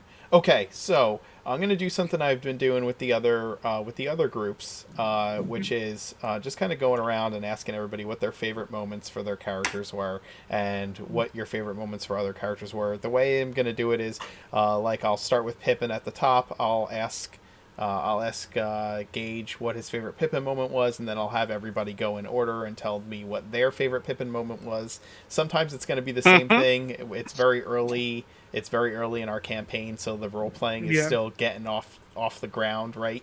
But I think it's a good way to start and say, hey, I recognize what your character is doing. So, Gage, what was your favorite Pippin moment tonight? Oh, right. I think it was actually early on where we were in the first little hallway, and like everyone was kind of doing their own stuff except for Pippin, because he actually didn't know like what to do, and I felt that was like very in character for him. Yeah. I'm the leader. I can't make decisions.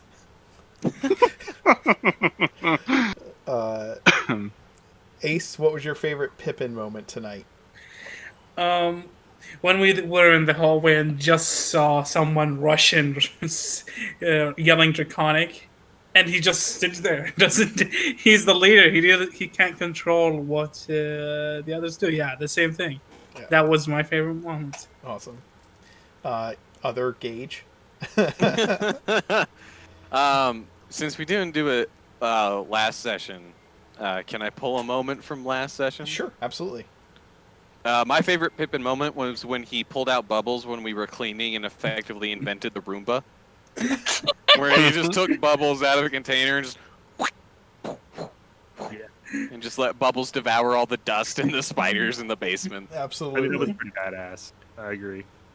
Pat, your favorite Pippin moment?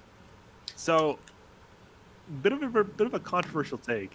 I really like that Pippin is touching, if that makes sense.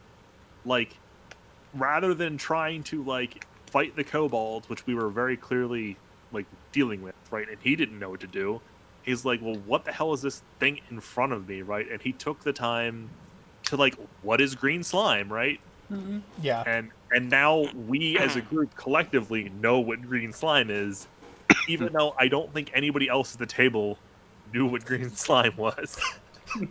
which is good, right? Like I knew what it was, but I don't think anybody else did. So it was like, oh, okay, cool, Yeah. Yep. I thought that was very in character as well. right? Because it's like, well, I have this like black slime. What's the green slime do, right? Like, Tig, how about for you?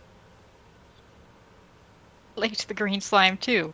It was like distracted by something interesting and planning like, okay, got to see what it is, figure out how to deal with it. Then I also thought it was funny that he didn't need to.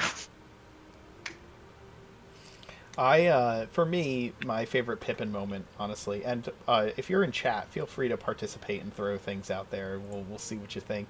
But actually, one of mine was like, Pippin was like, I want to go in that room with all the gears and stuff. You guys don't have to, but I'm doing that, and I really enjoyed that. Like, still that artificer's curiosity of like, oh, that's the stuff I want to play with. It's right there. So yeah. And then we were blocked by a visible wall. It's true. We are not high enough level to enter this part of the dungeon. Ace, what was your favorite Ace moment tonight?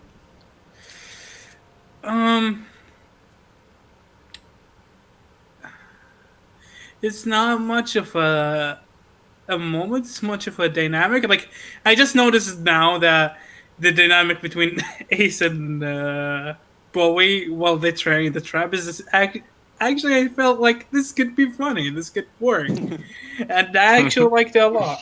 I wanted to do more. Like I was excited about this roleplay. Yeah, it'll be good as you guys continue down that way, I think. Yeah, I think it will be so good next week.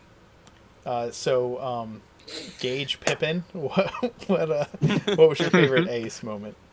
I think just the relationship that Ace thinks he has with these kobolds, because like he's trying to be like an ambassador, but like they're not listening whatsoever, and so like Ace is trying to see them on like a familiar level since he's half dragon, but it's just not working, and he doesn't get that. I thought that was funny. Other Gage. My favorite Ace moment is definitely when him and Bowie were talking about the fire breath. I like the dynamic as well, kind of what's already been said. I like the idea of Ace and Bowie's excellent adventure as they split off into another part of the dungeon. it's like I did these things on purpose, right? Like let's split the party and make an interesting dynamic of it, right? Yeah. I felt like there was a dead end at the pressure play too. Yeah. Pat, your favorite Ace moment? So I'm not gonna lie, it was pretty badass that he just like ran into this room, was like two kobolds and a skunk in like one go. Yep.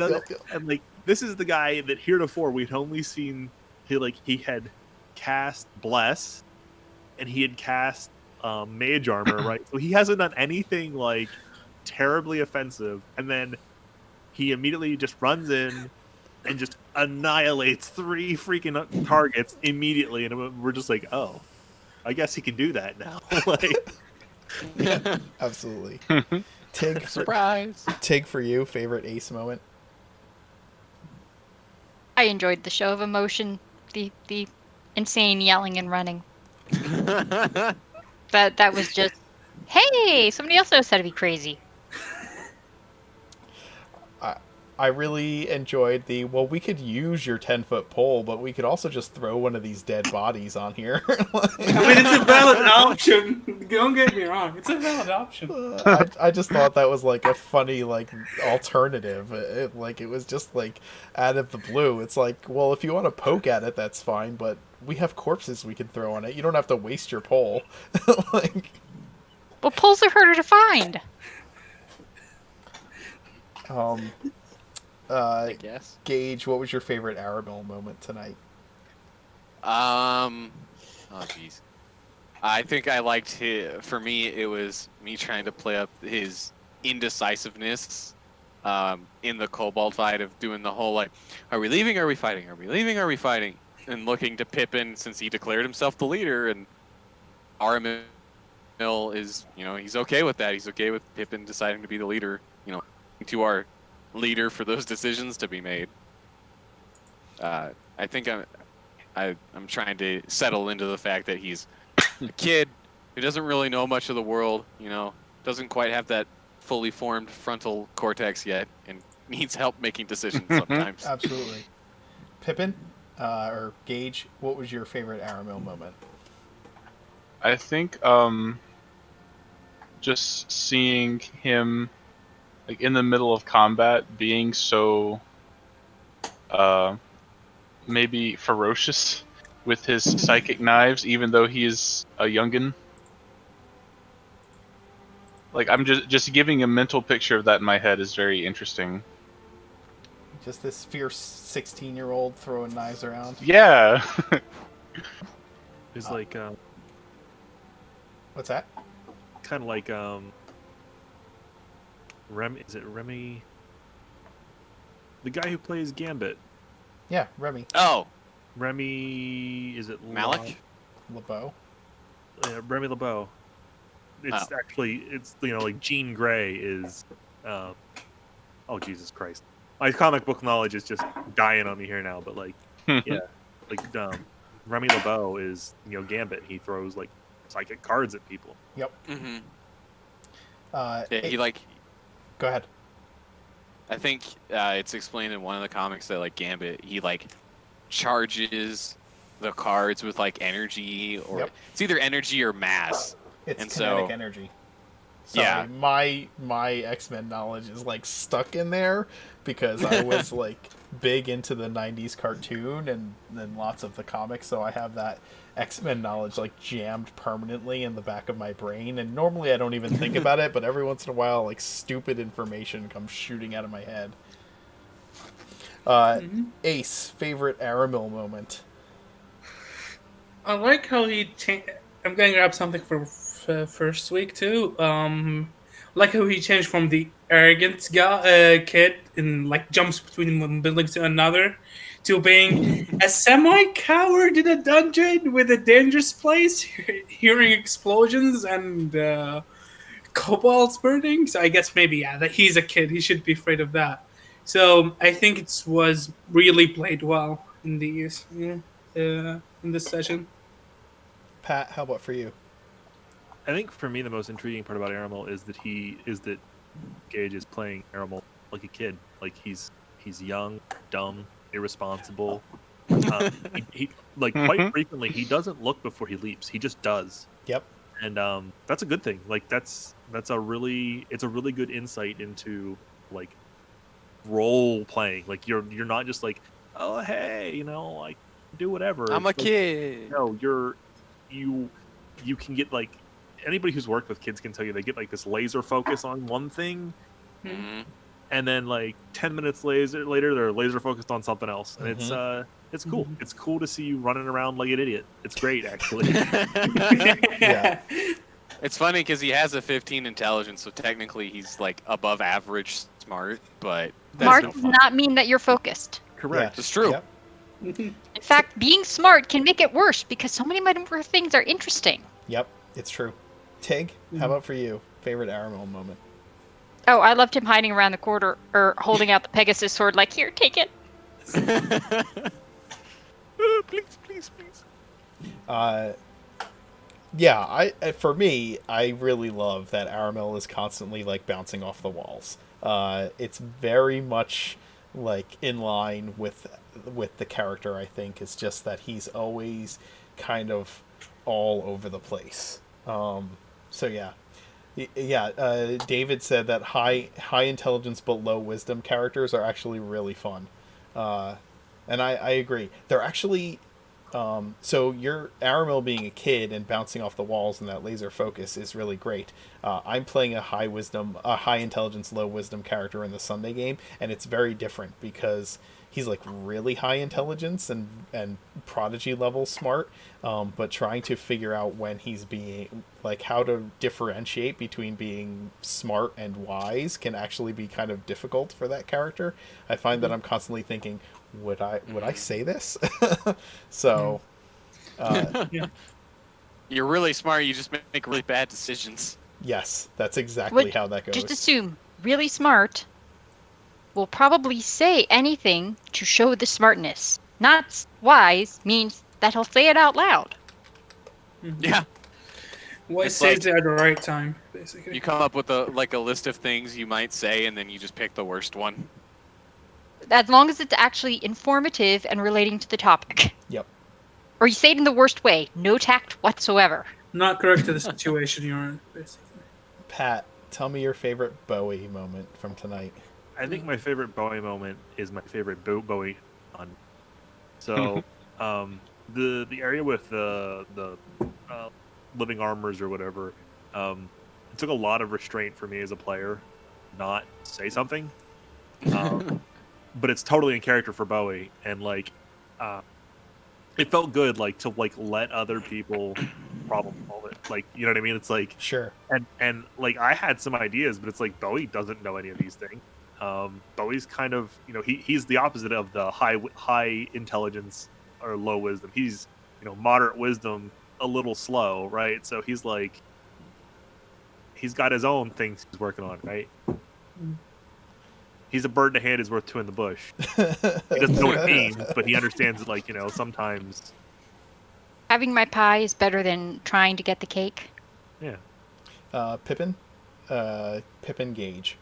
Favorite Bowie moment. I think the skunk.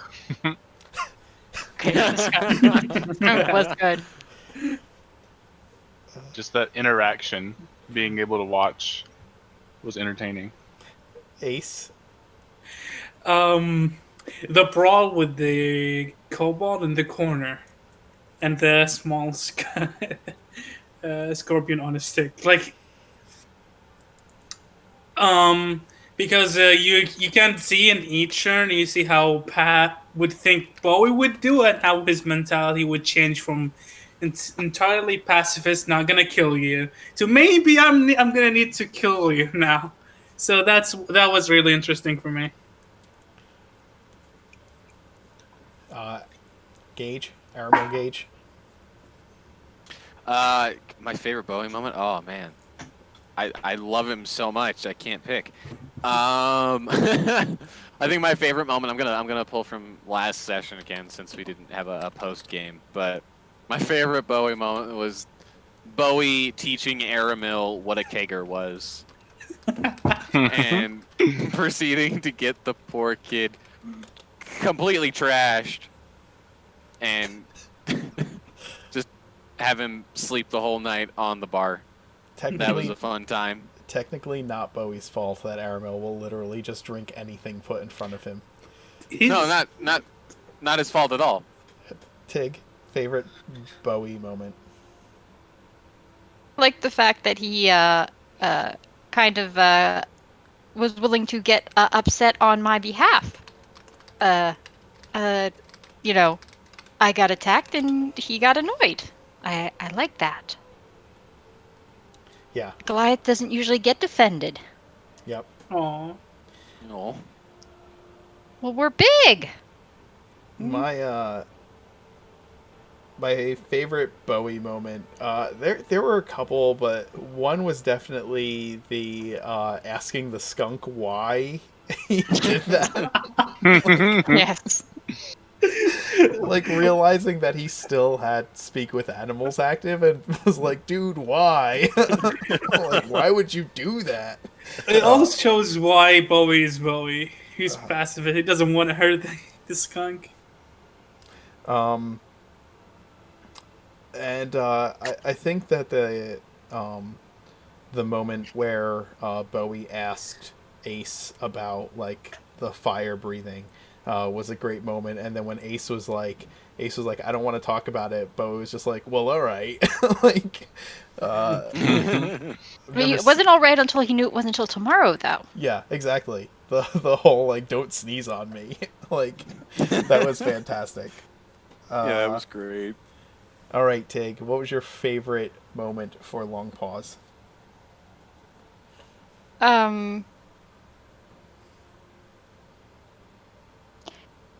Getting to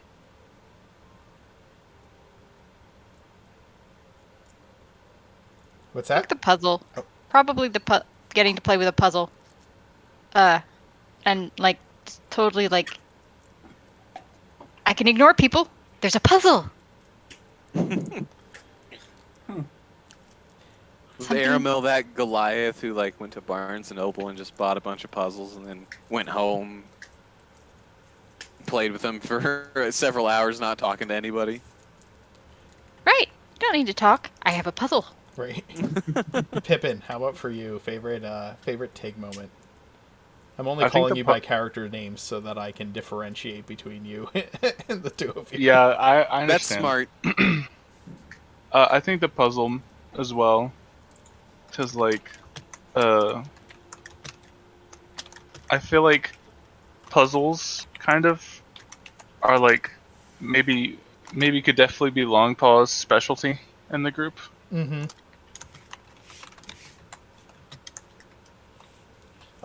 What about As for long you, as it Ace? doesn't involve people. People puzzles are your guys' jobs. Ace, your favorite part, your favorite Long Pause moment. So I noticed maybe she is a Goliath of the wild, basically. So animals are not bad, but when the maggots just ate a small part of her boots, she switched to another mode to kill them all, kill everything. So I was like, okay, this is good. I know how this this work. So I like that a lot. Aramil? My favorite long pause moment was honestly, I really like the character. I like her love of cats, and so my favorite moment is probably when we had the interaction with the Tabaxi cartographer back in the city. Yeah, And, Long Pals is I- planning to go back and look at her some more. I can't wait. Oh my god. I can't wait to really make her conflicted when I have a Tabaxi villain show up, and Oh my that's gonna really. She's gonna switch sides. She'll be tempted. Press X to betray the party, just like Yeah, X X X X X. Pat, what was your favorite favorite Long Pause moment? So my favorite long pause, probably, it's kind of the dynamic, right?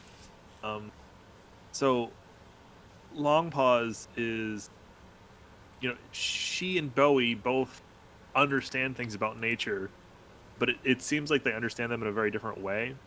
So in like when the first person to come to Bowie's aid, when he's getting pounded on by a skunk and two kobolds, and like there's another guy in the room behind him is long pause. They definitely felt it, right?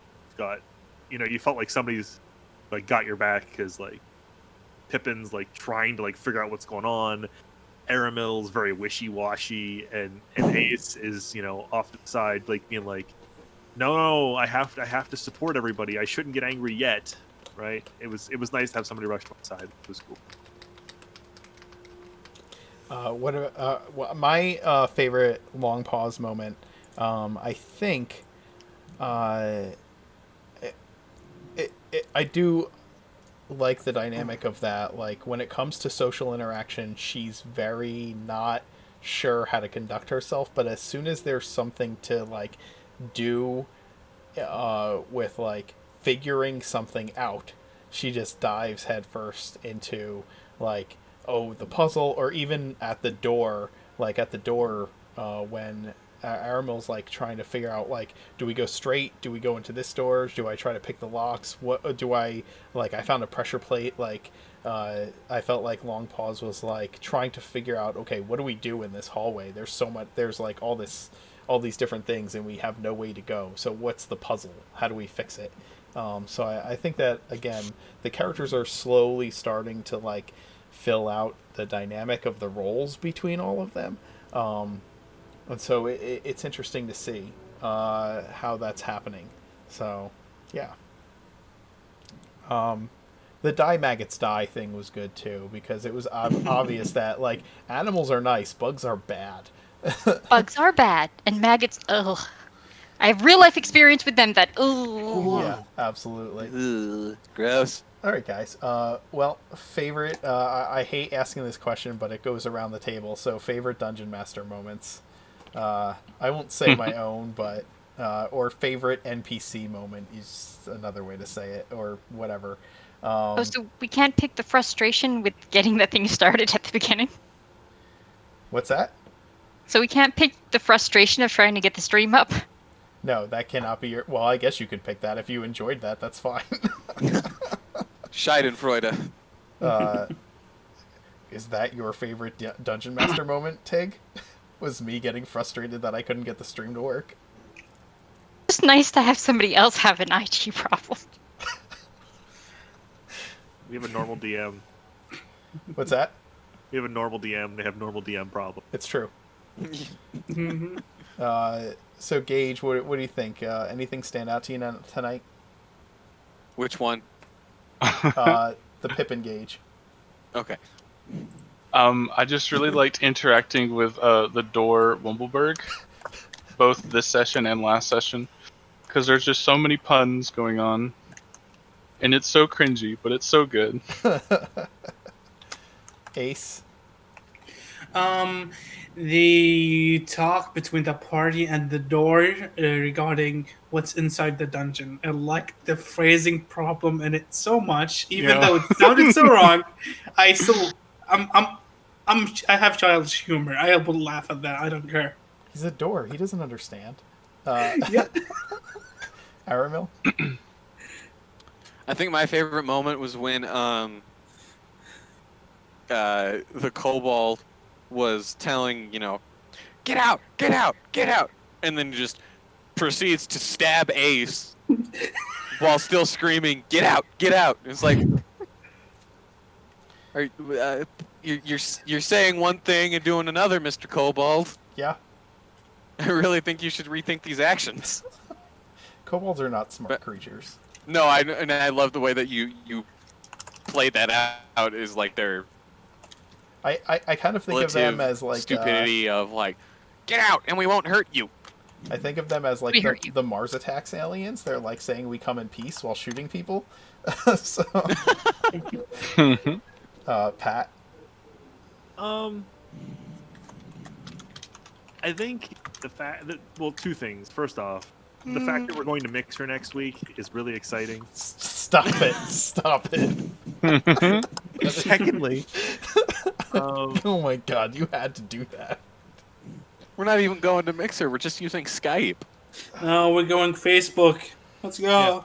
dude, Microsoft owns Facebook now or It's- something. They own everything.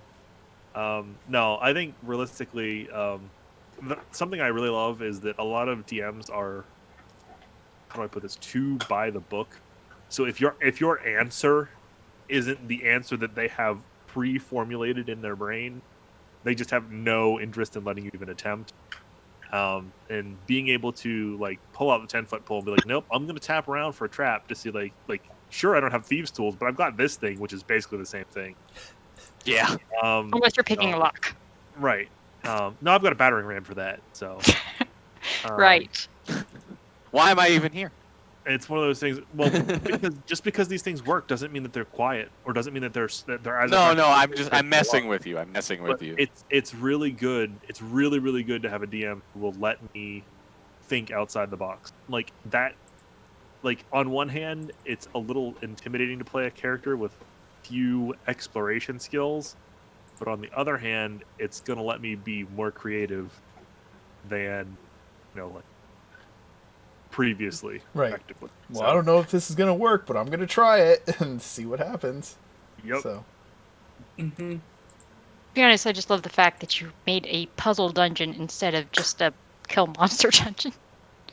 I mean, killing monsters is fun, but there's a lot going on with this dungeon, and the map is like very Huge. long, so I try to put a mix in there, and it is I leave my puzzles to have I have an idea of how they work, but I'm also open to like you said, Pat. I'm open to seeing what the players come up with, and if there's a creative solution, I'm not beyond being like, oh, I really like that. That's a good way to solve the puzzle, or figure out this trap or whatever. And so yeah, cool. Tig, was yours really me getting frustrated about the IT problems? Because if it was, that's totally cool. Because I'm sure I really enjoy getting frustrated with things not working right. That was somewhat entertaining at the beginning, but no, I like the fact that this dungeon is more than just running around killing things. I haven't done one before that actually had. I mean, in a way, it is an escape room or whatever, except with minions in it. Yeah. Oh, that fight against the armor would have been really bad if you had gotten multiple swords wrong. Yeah, those things are nasty. Really bad. So, all right, guys. Well, I hope you enjoyed this evening. I hope everybody in chat enjoyed tonight. And next week we will see what's deeper in the halls of Wundelberg. Thanks for hanging out while we played, and we'll see you next week.